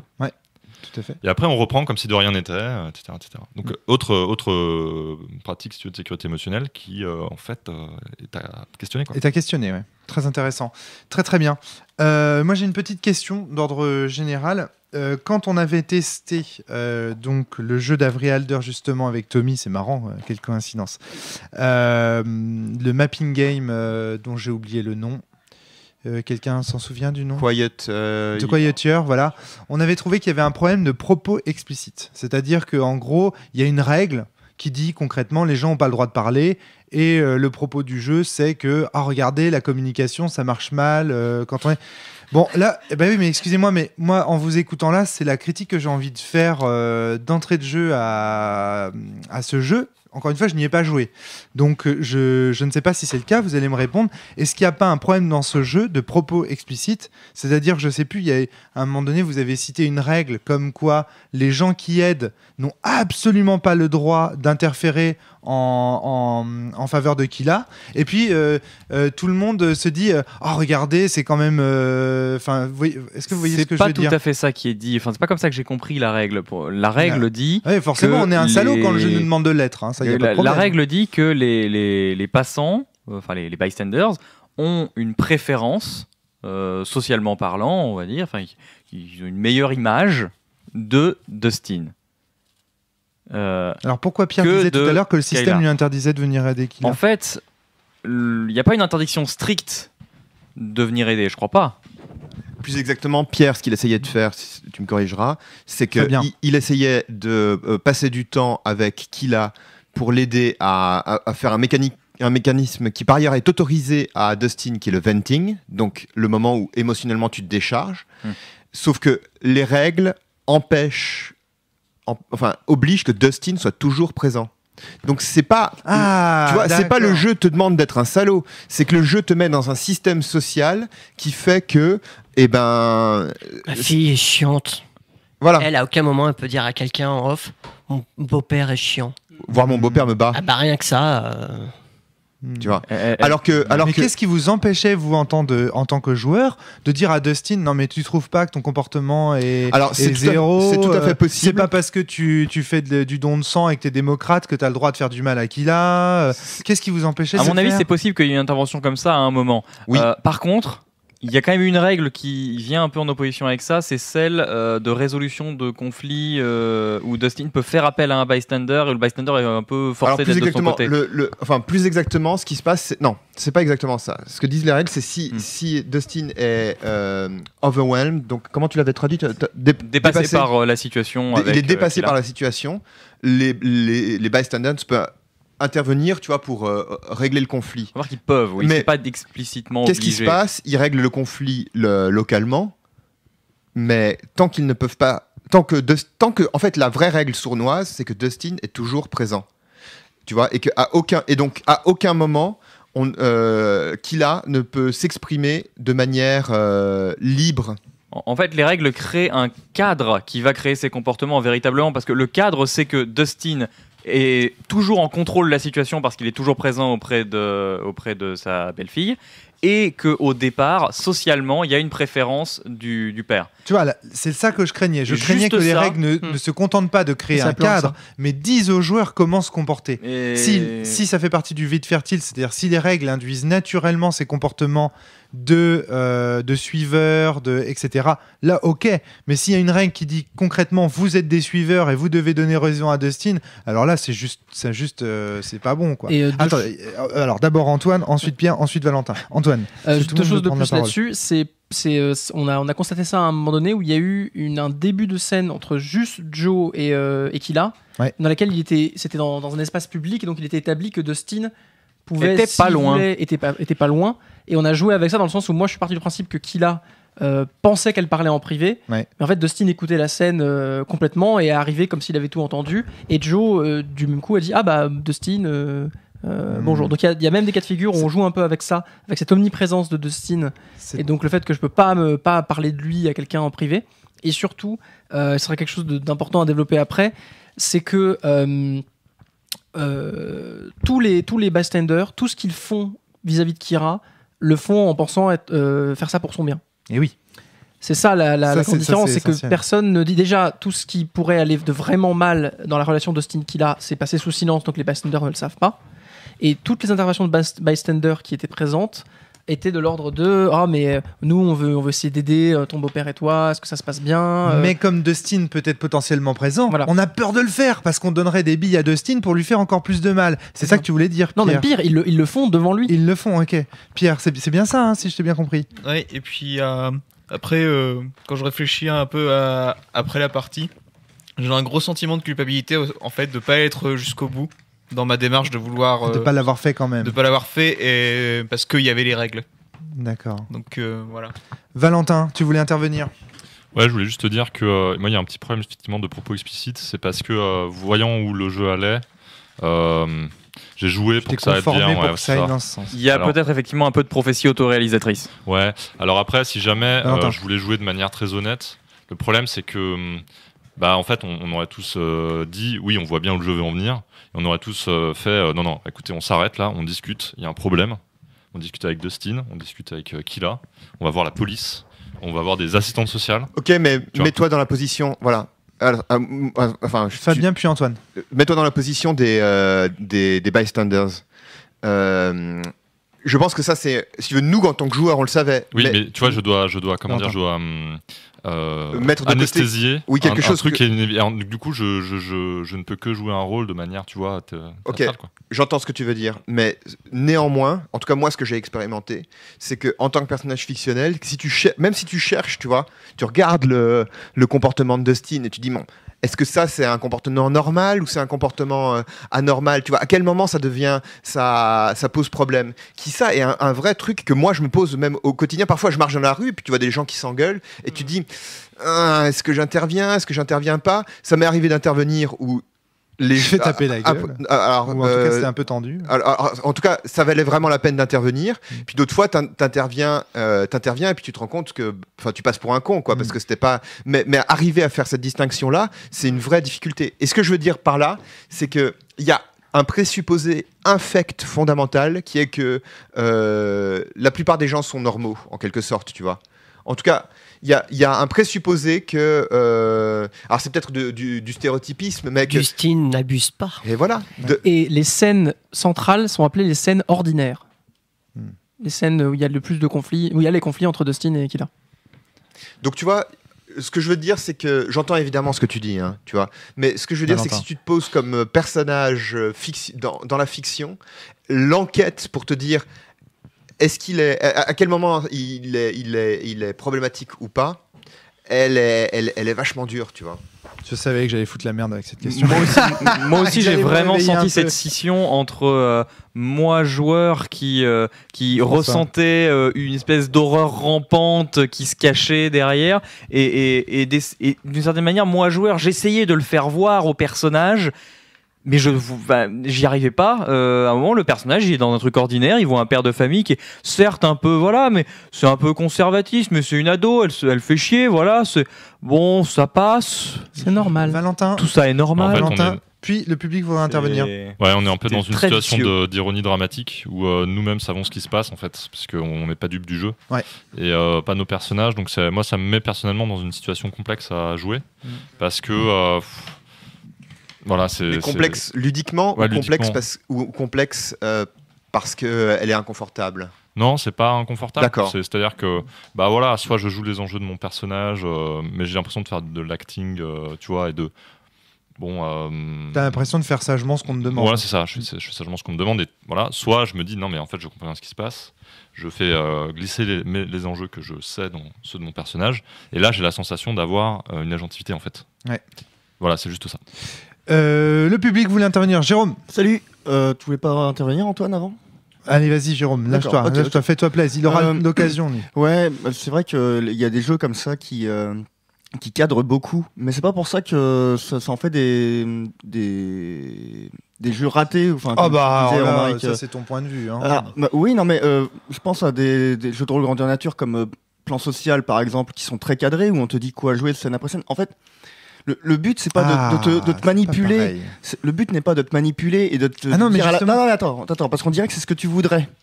On dirait que tu voudrais un système dont le vide fertile te pousse à être un salaud malgré toi. Mais alors que là, le but, c'est plutôt de te faire ressentir un truc comme devant un film ou juste en vivant la situation. Effectivement, c'est pas le même plaisir. Je peux comprendre que ça déplaise. Non, mais ce que j'aime pas, Jérôme, c'est quand quand c'est trop explicite, justement, l'effet de me faire ressentir, ça marche pas.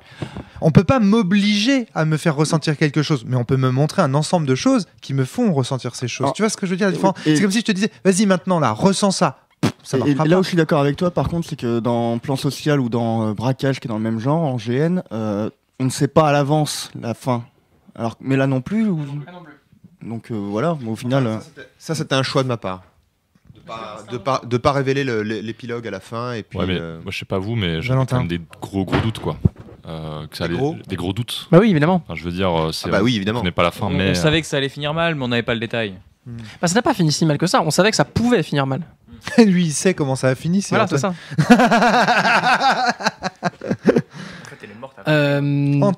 Antoine, Oui, j'ai une petite question pour toi, mais vas-y. Non, ok. Vas-y. Bah, juste ce que je voulais rajouter tout à l'heure sur ce que Valentin disait, c'est que oui, on voit très vite où le jeu veut en venir, et cette posture compliquée ludiquement, je la comprends, mais moi j'avais envie de jouer la partie quand même, tu vois. Je n'avais pas envie que ce que tu suggérais, que les bystanders puissent faire mais on va appeler la police ou essayer de trouver un intermédiaire. Je voulais aller au bout, même si je sais où ça va aller et je sais quel genre d'émotion ça va m'amener. Bah, je veux les ressentir, ces émotions, tu vois. Je veux vivre l'expérience jusqu'au bout. Et moi, c'est un jeu, ça m'intéresserait d'y rejouer en ayant un rôle de bystander ou le rôle du beau-père pour un peu explorer tout ça vraiment. Alors, c'est peut-être mon côté maso, mais moi, j'apprécie vraiment aller au bout de ça. Fabien aussi, Ouais. dit-il en dehors des micros. François, tu voulais intervenir? Moi, vraiment, ça m'a donné cette impression de voir comment est-ce que le cadre permettait aux bystanders d'être les bystanders. J'ai vraiment eu ce ressenti de voir que, alors pas d'être un bystander simplement parce que moi j'étais pas dans l'ignorance, mais du coup de constater que le bystander dans lequel j'étais n'avait aucun moyen de constater l'horreur qui pourtant était là. D'accord. Ouais. Et Oui, c'était bien sûr. vraiment évident. C'est Et ça. il y avait un espèce de malaise profond Exactement. dans cette dichotomie qui est ce qui met mal aussi dans ce jeu. Moi, par rapport à Valentin, tu vois, je savais qu'il y avait quelque chose qui allait, mais je n'avais pas les. Il n'y a pas la preuve. Je n'avais pas la preuve, voilà, c'est ça. Pas la preuve. Et c'est ça ce qui était. En fait, à plusieurs fois, j'ai souhaité que Jérémy et Antoine. Dustin aille trop loin. Qu'ils aillent loin, qu'ils qu'ils aillent fassent plus une loin. faute. Vraiment loin, tu vois. Eh oui. Alors qu'il restait à un niveau qui était où parfois tu te dis ben oui, est-ce que enfin, j'allais dire, est-ce que c'est juste la crise d'ado? Et après, tu peux te dire, mais merde, est-ce que cette notion de crise d'adolescence, c'est pas un outil de protection bien contre. sûr que si, mais contre, bien sûr que si. Ça, c'est des abuseurs, quoi. Je trouve ça très intéressant parce que c'est vrai que tu as mentionné une fois ou deux que tu m'as dit à un moment tu pourrais aller plus loin ou autre, et je pense à ce moment-là je l'ai interprété comme plus dans le cadre du jeu et pour le côté ludique, mais en fait au final tu es en train de dire que c'était plus, t'aurais préféré que ça aille plus loin pour avoir une chance raison de que s'en ton bystander sortir. prenne conscience de Parce quelque que chose. Donc en je fait, t'aurais glissais. aimé que ça soit pire. J'étais tout à fait en Pour que je accord avec puisse. ça. Ça, c'est intéressant. Non, mais pire devant lui. Voilà. Oui. Bah, c'est ça qui compte, parce qu'il s'imagine déjà le pire, c'est Fabien en Et plus. moi, au moment où Killa a dit il n'y a pas que les insultes, j'ai eu une lueur d'espoir dans mes yeux. Je Vas-y, sentais venir dis. quelque chose. J'étais là, vas-y, dis quelque chose, qu'on ait quelque chose auquel se raccrocher. Et non. Et je l'ai pas calculé, mais au moment où j'ai fait ça, j'ai pas pu m'empêcher, pour la seule et unique fois, je crois, de jeter des regards intenses à des bystanders. J'ai dit, il n'y a pas que des insultes, puis j'ai fait Pierre, François. Ouais, non, mais c'était terrible Parce que à ce moment-là, il y a une lueur de doute et on fait qu'est-ce qu'elle veut Et alors, dire le pire, c'est qu'en vous regardant comme ça, il suppose que peut-être vos personnages savent quelque chose. Et puis là, Que à ce vous ne moment-là, dites pas à ce on se moment-là. tourne vers. Et à ce moment-là, je crois que tu m'as regardé, voilà. Et moi, je me suis tourné vers Jérémy. Puis Jérémy, il était en Dustin, peinard, voilà, un peu en train d'engueuler parce que non, mais quand même, mais qui se porte C'est quoi bien. cet Je l'ai ado qui regardé, fait chier Et là, là automatiquement, tu te tournes et tu fais non.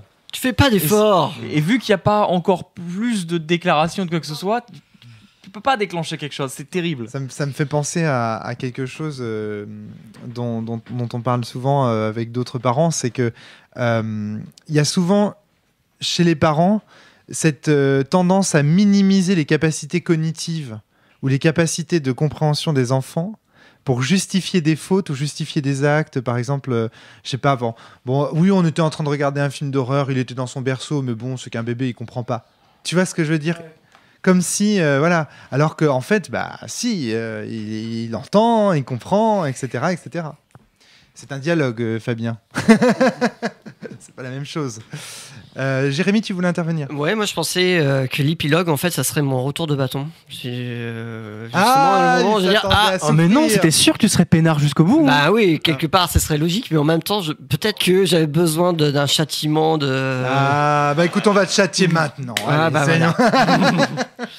Et ouais, je m'attendais à ça en me disant, bon, bah ça Mais va non. être mon tour maintenant. Mais non. Question sur le système, Fabien. Dans l'éventualité où Killa reste, le joueur ou la joueuse de Killa décrit jusqu'à la mort de Killa, mais ça s'arrête là ou est-ce qu'il y a une description de ce qui se passe après la mort de Killa? If Killa stays, tell us how she dies sometimes in the next 6 years. Donc on ne joue même... donc il n'y a pas les conséquences après la Il mort n'y a de Killa. aucune Non, conséquence non, sur Dustin. Donc Dustin Dustin sera préservé. Il Mais restera plus. chose peut qui, pas avoir chose de qui problème, malheureusement quoi. est vraie dans la réalité. Je veux dire, quand tu vois qu'il y a, je sais plus, 1 ou 2% de violeurs qui sont condamnés. Seulement. Et moi, c'est un truc qui m'est aussi arrivé dans mon parcours aussi, même féministe, tu vois. Enfin, le moment où tu commences à te dire, ah oui, mais attends, telle copine, elle me dit ça, mais ça c'est une tentative de viol, tu vois, ça c'est une agression sexuelle et tout. Bien sûr. Simplement, t'as pas les mots pour le dire. Et donc, oui, c'est horrible à dire, mais la plupart des gens qui sont violents, ils s'en sortent. Ils s'en sortent. DSK, qu'est-ce qu'il fait là? Il doit être, il est bien peinard, quoi, je pense. Hein. Il donne un Regarde, petit cours à droite à et même gauche. il y a même des gens, être des agresseurs, c'est ce qui leur permet d'être élus président des États-Unis d'Amérique. C'est un Nous argument. annonçons pour- que c'est le dernier podcast de la cellule. La CIA vient de tout couper. Non, mais c'est pas un secret, si tu veux. Donald Trump, il a été accusé de viol de manière répétée. Le Il a KGB, admis tu veux dire. lui-même avoir fait des agressions, J'ai peur. sexuelles. et ça le sert, si tu veux. Ouais. Donc oui, on est dans un monde dans lequel... Je suis pas sûr que ça le serve, Fabien. Ah, Quand la presse dévoile ces différents Tout le monde- acoquinages non, avec des... non, tout le monde le sait. tout le monde le sait. Oui, mais Dans la campagne, les ça peut leur puritains insulter. votent pour lui malgré ça. C'est pas sûr. Tout Pas le grâce à mouvement ça. de certains journalistes sur la Fox, etc., C'est une qui minorité. balancent du Je men will be peux pas vous men laisser dire et que qui les expliquent États-Unis que laissent faire ça c'est comme ça. normal de faire ça. Non, pas tous les États-Unis. Pas tous les États-Unis. Évidemment, mais il y a une part des voteurs. Ouais. Ouais, Des votes- enfin, Il y a des une part votants, des gens qui électeurs, trouvent que des ça citoyens. fait Des électeurs bonhomme de- et que c'est bien d'avoir un bonhomme à la tête de l'État. Et enfin, toute la frange mascu Un vrai qu'il peut homme. y avoir dans les gens les plus à droite, horribles. Mais je vais aux vous dire, États-Unis. Un vrai homme, c'est un violeur. L'enfer de Dustin, il est sur Terre, hein, en un sens. Hein. Tant pis, il aura jamais de vraies relations sexuelles avec une nana parce que j'en suis pas il sera, convaincu. À mon avis, C'est Ça se un trouve, il peu est ce dans que une dit relation Usul. qui va très bien avec la mère. hein. Bah oui, avec la mère de Killa, il a l'air d'avoir une relation. Elle est pas évoquée cette relation, et d'ailleurs, le personnage de ma mère était complètement absent. Parce qu'aucun bystander ne l'a joué, donc j'avais que des Bon, interactions avec laissez-moi Dustin. croire dans mon rêve que les méchants seront. Non mais S'il vous plaît. et du coup ça se trouve Dustin il est très heureux avec ma mère. Oui, Et- je sais. donc, Non, mais ça Non, mais je revient. sais, mais- Tu sais la phrase que t'aimes bien me citer, le mal gagne lorsque Les gens bien ne font les gens rien. bien ne font rien. C'est pas une phrase de moi, c'est une phrase de Castlevania X. De quoi deux? De Castlevania X. C'est la phrase de conclusion de Castlevania X. C'est Alucard qui dit ça à Richter et à Maria. C'est une citation qui vient de quelque part. je hein. pense, sais pas d'où- bien me sûr. rappelle plus d'où elle Mais sort, moi, je la mais, tiens de là et je l'admets et je l'avoue et je vous emmerde. François, est-ce que tu as un exemple de citation qui ne vient de nulle part? Non, mais Non, non, mais ça serait intéressant. j'imagine c'est-à-dire que que ça ne vient pas de Castlevania à la base, quoi. Bien sûr. Donc c'est un jeu qui, en tout cas moi, réveille. Mais enfin bon, c'est un truc que j'essaye de faire moi-même régulièrement, tu vois, d'être vigilant sur les situations que tu traverses. Professionnellement, ça m'est arrivé encore récemment où d'un seul coup, tu te dis non mais attends, ça c'est une relation qui est pas. Ça, On peut ça dire va pas, que ce là. jeu est un excellent divertissement au sens pascalien du terme. hein. Vraiment, il ne nous renvoie pas du tout à des problématiques Voilà. existentielles et à des problèmes sociaux. Non. Pas du Moi, ça me renvoie exactement, je te dis, à la banalité du mal, Eh oui. façon Hannah Arendt. Le fait que quand tu suis le système social, quand tu suis les ordres, et en période d'austérité comme on l'a en ce moment, parfois, tu vois, moi, qu'est-ce que ça signifie dans mon job? Excuse-moi, je termine là-dessus parce que Je t'en prie, j'arrête Fabien. pas d'obséder là-dessus, mais en période d'austérité, les gens qui disent ah bah oui on laisse faire, tu vois, et puis c'est les budgets, on nous coupe les budgets. Ça veut dire qu'il y a des gens qui vont avoir de la souffrance au travail, qui vont souffrir, qui vont être mal, qui vont arrêter de dormir, qui vont avoir des problèmes de souffrance au travail, et il y a leurs supérieurs vont laisser faire parce que dire ah bah oui on n'a pas les budgets pour t'aider et tout. Moi, j'ai une question à vous poser. Est-ce que vous pensez que ce jeu, joué par... Parce que là, on a 6 personnes autour de cette table qui connaissent ces problématiques. Fabien est même chercheur dans ce domaine et compagnie. Vous êtes tous des gens parfaitement, je veux dire, au fait de ces... Est-ce qu'on met 6 mascus autour de la table, on leur fait jouer à ce jeu, est-ce que vous pensez qu'ils arrivent aux mêmes conclusions ou que cela provoque chez eux cette même révolution métaphysique? C'est une autre manière de poser la question que je vous posais tout à l'heure. Est-ce que les règles sont nécessaires et suffisantes, plutôt suffisantes seulement d'ailleurs, pour vous faire obtenir ce propos? Ou est-ce que c'est vous qui, parce que vous êtes des gens déjà, on va dire, préparés à ce type de propos, voyez dans le jeu de Ben Lehman ce type de problématique? Antoine? Déjà, ça serait compliqué de savoir si jamais ils auraient envie d'y jouer, ne serait-ce que arriver à faire une partie. Ok, c'est sans déjà, que ça ouais, se c'est envole, déjà hein. une très bonne réponse. Rien que ça, je pense. Ouais, c'est vrai. C'est pas garanti. Pierre va nous faire un coming out, genre bah, moi je suis un gros mascu, j'ai kiffé. Et quand on dit masculin, on dit bien masculiniste. Oui, bien Parce sûr. qu'il y a des masculiniste. gens qui se plaignaient qu'on peut être masculin et féministe. Pierre. Alors déjà, dans l'éventualité où de telle personne accepterait de jouer à ce jeu, je ne pense pas. Parce que Non. Donc tu penses qu'il n'aurait pas cet effet on fait partie de la majorité silencieuse, on laisse faire. Ça ne les ferait C'est pas même pas- prendre conscience. Moi, ça je pense même que pas, on s'ils fait jouent, ça partie- donne les mêmes scènes, mais ils en ont rien à faire. c'est même pas ça, ça voudrait dire qu'il trouverait le comportement de de Dustin parfaitement approprié. Dustin approprié. Moi, parce c'est mon que intuition. le père, le patriarcat, tout ce que tu veux. Exactement. Et c'est ça. Et donc du coup, si cette intuition-là est vraie, ça pose la question de, tu vois, de Regarde de l'intérêt de ce type de jeu. Enfin, bon. Je repense à un truc, mais Fabien, vas-y, je t'en prie. regarde le nombre de stars hommes qui ont été accusés ou qui ont même été condamnés pour des violences et on continue à laisser faire. Regarde Woody Allen, regarde Johnny Depp, merci. Johnny Depp. Polanski, regarde Bill Murray. Comment il s'appelle Jérôme va en avoir. Je les ai pas toutes en tête, mais il y a des listes sur Jérôme, il a Internet. une blacklist avec tous les noms. Je crois. Comment il s'appelle le type qui a joué James C'est vrai, Bond le pire, c'est au vrai, début le premier Sean James Bond, Connery. Sean Connery qui disait que quand une femme commence à s'énerver, une bonne torgnole ça la remet en place. Interview enregistrée, je veux dire c'est pas. Mais peut-être qu'aujourd'hui, il est complètement déconstruit et qu'il s'en veut d'avoir dit ça, tu vois. Et sans compter tous ceux qui passent entre les mailles du filet parce qu'ils ne passent jamais la ligne, Oui, mais bien qui ont des sûr. comportements abusifs et toxiques et de l'ordre de l'emprise, des Kubrick, des gens soi-disant exigeants, des Lars Tarantino. von Trier, Tarantino, ces gens-là Il y a qui des- en plus passent complètement... c'est des gars cool, tu vois, ils ont du talent. C'est le fond du mouvement MeToo. Le Oui, vrai oui. fond du mouvement MeToo, c'est de dire non mais Après regardez, l'affaire c'est Weinstein. ces gens qui et l'affaire Weinstein derrière, bien sûr, c'est que en fait, on est sans doute même dans une société, et le jeu ne va pas jusque-là, mais pas loin, dans lequel on récompense les gens qui sont abusifs. Très bien. Enfin, très bien. Super, génial. Super, très bien. Et heureusement. Mais en même temps, sinon, le monde serait comment Mais oui, on c'est se vrai, demande. tout à fait. Non, mais bon, donc, ok, ce jeu donne l'occasion de parler de ce type de problème, etc. Ça, c'est indéniable. Le titre est assez explicite de ce côté-là.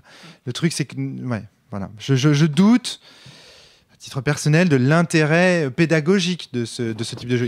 Il prêche des convaincus. Si Quand je tu prends veux dire. un cas extrême, des non convaincus, non convaincables, oui, mais au milieu, il y a tout un curseur d'éléments de réflexion que ça peut amener. Ouais. Alors que tu vois, par exemple, des jeux comme Dog Eat Dog, Oui.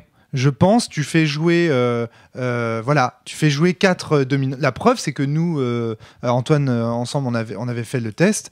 Et ben, je trouve que moi, j'y ai vu des choses, j'ai découvert des choses. Tu vois ce que je veux dire? C'est. Bah, tu devrais jouer à celui-là aussi pour Ouais. voir si Eh ben, en y jouant, ce que ça peut t'apporter. Ouais, bah, je pense qu'en fonction des rôles aussi, c'est différent. Oui, évidemment. Pierre, Fabien, je ne sais pas qui a levé la main en premier. Pierre en premier, très bien.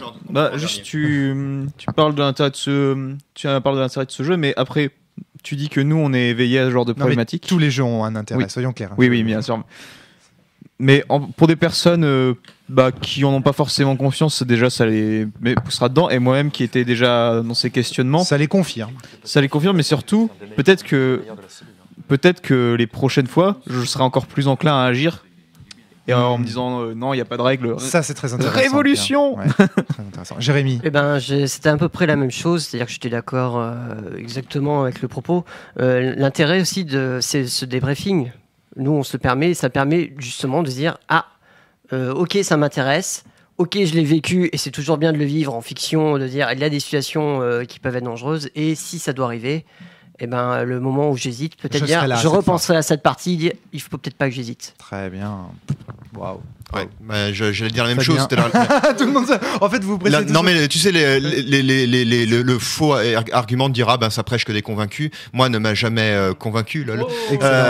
Parce que non mais parce que en fait si tu veux le simple fait de remobiliser entre guillemets tes troupes Ouais. en quelque sorte et en plus je dirais même que en tout cas je parle pour moi en tant qu'homme blanc hétéro.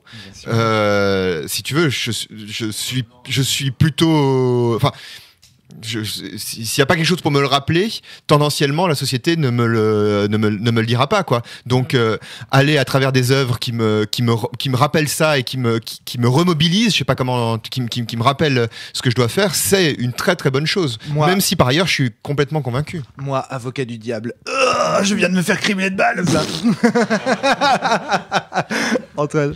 Et surtout, au-delà de ça, même en dehors du contexte du jeu, ce jeu peut donner des billes, peut donner des exemples, peut donner du vocabulaire, avoir créé une réflexion qui aidera à discuter et à convaincre avec des gens plus... pas les inconvainquibles, les irréductibles. Entre les deux, quoi. Voilà, entre les deux. En zone grise. Peut-être pas en jouant au jeu, ou alors en jouant au jeu après une discussion, mais quoi qu'il arrive, ça donne des billes, effectivement, et ça remet ces sujets... Mais Ça fait remonter la vigilance vis-à-vis de ces sujets. enfin, tous vos arguments sont parfaitement convaincants, je pense. Le public, oh là là, je remets Un dernier argument, on va l'achever au sol. une question de Jérôme S de Poitiers. Une dernière balle en forme de question. Ouais. Du coup, qu'est-ce que tu veux dire avec ton argument, Romaric? C'est que tu voudrais un jeu qui puisse convertir les gens à coup sûr, y compris les plus réfractaires? Oui, c'est Ça, vrai. c'est son rêve. C'est mon rêve absolu. Bah regarde déjà, avec Sens, c'était un peu l'idée, tu vois, tu transformes des gens non philosophes en philosophes. Je le comprends. T'imagines, tu ferais jouer à un jeu, Une et puis, œuvre, paf, il une serait œuvre immédiatement. Mais est-ce que ça existe déjà? Bien Ne sûr serait-ce que que dans non. le Non, mais dans le- Jérôme, je suis pas dupe. Mais dans la myriade de toutes les œuvres, est-ce que ça existe déjà? Non, bien sûr que non. Enfin, je crois pas. Je crois pas. Ah, joue au jeu, comment ça s'appelle Lou et Morgane de Valentin. Valentin. Ouais, en fait, après, il y a différentes formes. Je pense que ce que tu évoquais, Romaric, c'était un jeu dans lequel tu ne vois pas a priori la structure. Ouais, voilà, c'est ça. Et qui, quand tu es placé dans cette structure, tu te rends compte de ces mécanismes. C'est ça. Et tu fais une analogie avec le monde réel et tu te dis, oh my god, j'étais dans ces structures. C'est ça. Elles me sont maintenant révélées. Et du coup, je peux m'en libérer. Voilà, c'est ça. Voilà, un jeu Alors, est-ce libérateur. que, voilà, alors après, là, on nous dit pas ça exactement. On nous dit, donc voilà, on va vous mettre dans une situation problématique avec voilà, des prétirés quelque part qui ont des relations particulières pour vous faire comprendre par une autre manière que la révélation systémique en fait. Ouais. C'est ça que t'attendais quoi. Alors mais carrément, mais en fait, Pierre, les deux sont très et intéressants. puis Pierre m'a parfaitement convaincu quand il a dit dès le premier argument, j'étais complètement séduit quand il dit bah si, parce que si je me retrouve à nouveau dans cette situation là, bien qu'étant concerné, je me rappellerai en plus de cette partie qui me motivera d'autant plus à agir, et donc en fait si ça produit vraiment un effet, parce que même si on est conscient d'un truc, il nous arrive comme je vois le pire, je vois le meilleur, je fais le pire, c'est tous les jours. Chaque élément. Détériora, c'est quoi? Non, vidéo améliora probo quoi? Phrase d'ailleurs que j'attribue très souvent à Aristote, apparemment dans des podcasts précédents, et on m'a récemment dit que c'était pas du tout moi, c'est mon et père on qui m'avait sortait dit ça tout le temps. Ouais, ok. Et on m'avait dit qui c'était et j'ai oublié. Bref. Je voulais juste dire qu'il y a quand même une différence pour moi. C'est comme si tu lisais j'allais dire rapport de partie, mais non, un témoignage. Saint Thomas, me suppose Fabien, peut-être en dehors des micros. C'est comme si tu lisais un témoignage. Tu te dis, ah oui, c'est terrible ce qui se passe. Moi, clairement, il ne faut pas que je me laisse embarquer là-dedans. Ouais. Et donc, après, tu vas vite dans ta vie, etc. Mais le problème pour moi, à titre personnel, c'est de me dire, mais quels sont les mécanismes, en fait? Parce que qu'est-ce qui se passe? Qu'est-ce qui se produit pour pouvoir agir dessus? Et donc, l'intérêt d'avoir des jeux qui te montrent une violence systémique, c'est d'en voir les mécanismes et donc de pouvoir t'émanciper. Moi, quand on me dit, il y a une forme de loi du silence qui fait que, mais c'est quoi la mécanique derrière quoi? C'est quoi le fonctionnement de tout ça? Et j'ai le sentiment que les jeux systémiques sont puissants pour s'émanciper parce que on peut décortiquer. Voilà, par exemple, dans ce jeu-là, on voit bien qu'une des parts essentielles du fait que ça marche, c'est que Killa ne peut pas être isolé et à l'écart de Dustin. Voilà. Ça peut nous donner l'idée, dans ce genre dans une situation comme ça où il y a un doute, de prendre à l'écart la personne qu'on soupçonne d'être la victime et d'essayer de discuter avec elle à l'écart. Excellent, très bon exemple. Pierre, puis Antoine. Et d'autant plus que pour aller plus loin dans ce que ce jeu permet, c'est là où on se rend compte de la puissance du média jeu de rôle, parce que lire un témoignage qui parlerait de ça, on a une échelle de ressenti très basse, je pense. On se dit juste c'est horrible, etc. Mais pourquoi n'a-t-il pas agi, etc. Alors que là, c'est pourquoi je n'ai pas. Alors moi personnellement, j'évite d'être dans le jugement, d'être dans le genre de jugement, mais c'est surtout avec le jeu de rôle, même à 1/1000 du truc, tu peux t'approcher du ressenti de ça. D'accord. Donc t'as la structure et en plus t'as ne serait-ce qu'un bout du ressenti que tu pourrais avoir dans une telle situation, et c'est là que c'est très fort. Ouais. Antoine.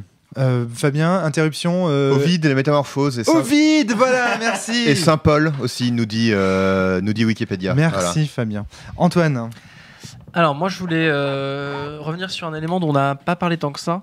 En fait, on a beaucoup parlé de la violence, du non-dit, de la scène invisible, de tout ce que ça présuppose. Mais au final, moi, dans la partie, ce qui me fait monter émotionnellement, c'est vraiment juste la violence des scènes qui ont lieu. Et presque plus, en fait, j'ai remarqué la violence des conversations avec les bystanders. Parce que la violence de Dustin, je l'anticipe, je la prévois, et le jeu me pousse à la rechercher. Alors que les différentes formes de violence des bystanders, alors que les différentes formes de violence des bystanders, c'est désabusé, c'est être toi aussi, et tu vas pas remuer le couteau dans la plaie, tu vas pas toi aussi t'ajouter à ça.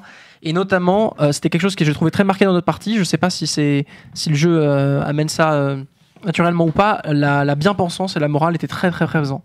La phrase qui revenait beaucoup, la phrase la plus violente pour moi, qui était très présente chez Dustin mais aussi chez d'autres, c'était « je fais ça pour ton bien ». En fait,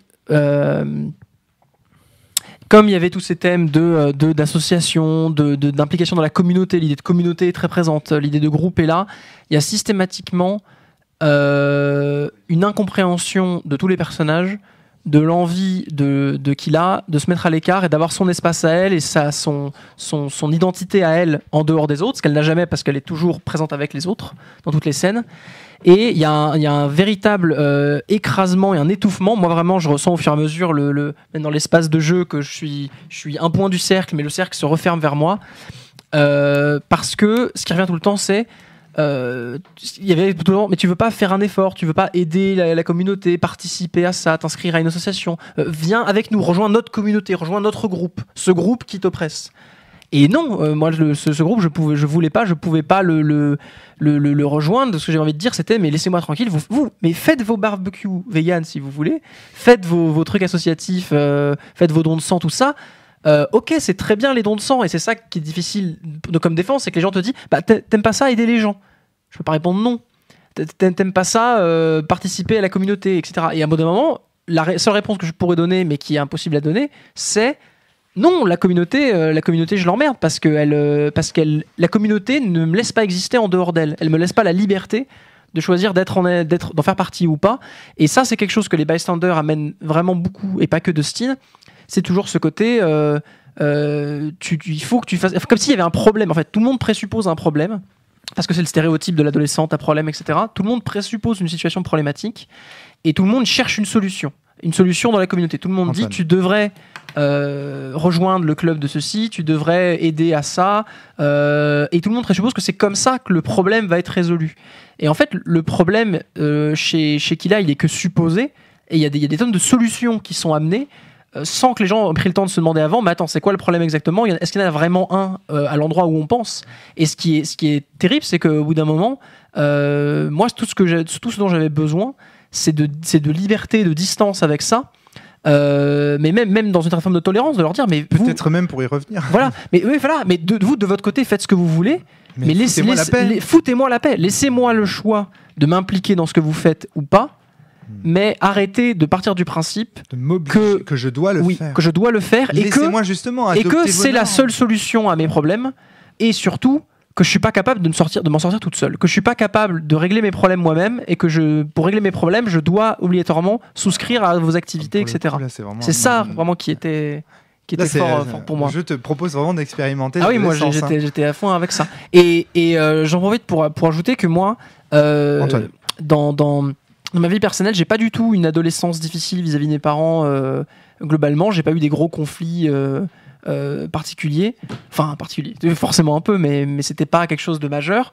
Par contre, là où le jeu m'a fait écho à des choses, et où il touche quand même à des thématiques plus larges que juste les rapports d'autorité parents-enfants abusifs, il y a des émotions et des formes de dialogue que j'ai ressenties, et dans ce silence qui me font énormément penser au phénomène de bullying ou des choses comme ça au collège ou au lycée ou à l'école. Il y a aussi des formes de silence, il y a aussi des formes de rapports d'autorité un peu biaisés. Tu veux dire que Dustin, ça pourrait être aussi le chef de la bande, absolument, le copain. Ça pourrait tout à fait, on pourrait tout à fait hacker le jeu, voilà, hacker le jeu dans ce sens-là, parce que tous les stéréotypes associés à Kila font vraiment stéréotype le premier, c'était acné, surpoids, enfin c'est le cliché de la victime du fond de la classe.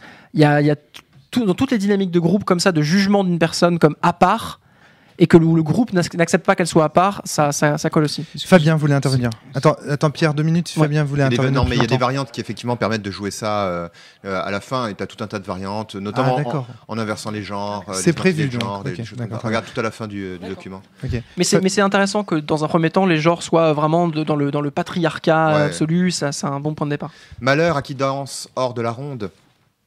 Finalement, ce que décrit Antoine rapidement, c'est que toute communauté tend à considérer que la solution à tous les problèmes, c'est d'être plus intégré dans la communauté. Sauf qu'il y a beaucoup Attention à ton micro, on t'entend. Sauf qu'il y a beaucoup de problèmes qui sont créés par la communauté elle-même. Et donc ça, c'est des situations qui sont absolument désastreuses. Pierre puis Jérémy. Moi, c'est juste une démonstration de non-culture. T'as dit phénomène de bullying, de quoi ? Harcèlement à l'école. Ah d'accord. Le bullying, c'est vraiment les gros lourdeaux qui merde. Je connaissais pas le terme. Excusez-moi. Jérémy, tu voulais intervenir. Oui, donc du coup, la solution vis-à-vis de cette société qui met une pression qui ne rapporte pas la solution, c'est le seul moyen de réussir, c'est ne pas jouer en fait. Donc le seul moyen de gagner à cette partie vis-à-vis de cette confrontation à la société, c'est de pas jouer. Et c'est ce qu'elle a fait, c'est qu'à un moment elle est sortie. C'est s'enfuir, ouais, dit Antoine en dehors du micro. Après, sur cet aspect pression, alors la pression sociale est indéniablement là, mais l'idée de s'intégrer à la société, je pense que c'est aussi dû aux archétypes qu'on a pris et à des choix qu'on a fait dans la partie où justement on avait j'ai perdu le nom du beau-père, Dustin qui était très, très engagé dans des activités communautaires. Engagé et engageant. C'est ça. Et qui donc... il y avait toujours cette idée qu'il fallait s'engager pour faire quelque chose de sa vie qui revenait souvent. Donc je pense que c'est aussi dû à ça. Mais à mon avis, vu le profil que Dustin est censé avoir de bonne image sociale, cette activité communautaire doit être un truc qui émerge pratiquement systématiquement. Ah oui, mais elle était affreuse notre oui, vie. mais c'était soit tu la dernière réplique que je t'ai dit, soit t'as un mec sympa qui participe au truc, qui donne son sang ou pas, ou tout le monde te dit, ou tout le monde te rejette quoi. Ouais. C'était vraiment le côté de la bien-pensance. On était encore dans un stéréotype d'ailleurs de la bien-pensance américaine qu'il peut y avoir dans certains quartiers ou autres, mais ça c'était un bon terreau pour ce jeu. La raclure machiste, carniste, qui aime pas les animaux. Bon, je sais pas ce que vous ressentez là présentement, mais comme tout le monde est levé en train de bouger autour de la table, je pense qu'il est temps de clore ce podcast. Il y en a qui regardent sur internet. Non mais on a regardé le post C'est quoi de Ben Lehman. On allait lire précisément le post de Ben Lehman sur le PTSD. D'accord. Et alors donc les auditrices et auditeurs iront le lire. Ils iront le lire, très bien. Et le même, et puis ça ira mieux. Merci à vous de nous avoir présenté ce jeu. Merci Fabien de continuer à patreonner Ben Lehman. Merci Ben Lehman d'être aussi génial quand même. Ah oui. Un jeu super, jouez-y. C'est l'amusement pour toute la famille. Antidépresseur fourni avec le PDF. Ah mon dieu. À très bientôt tout le monde, portez-vous bien et surtout jouez bien. Vous avez vu, ça fait réfléchir. À très bientôt. Au revoir.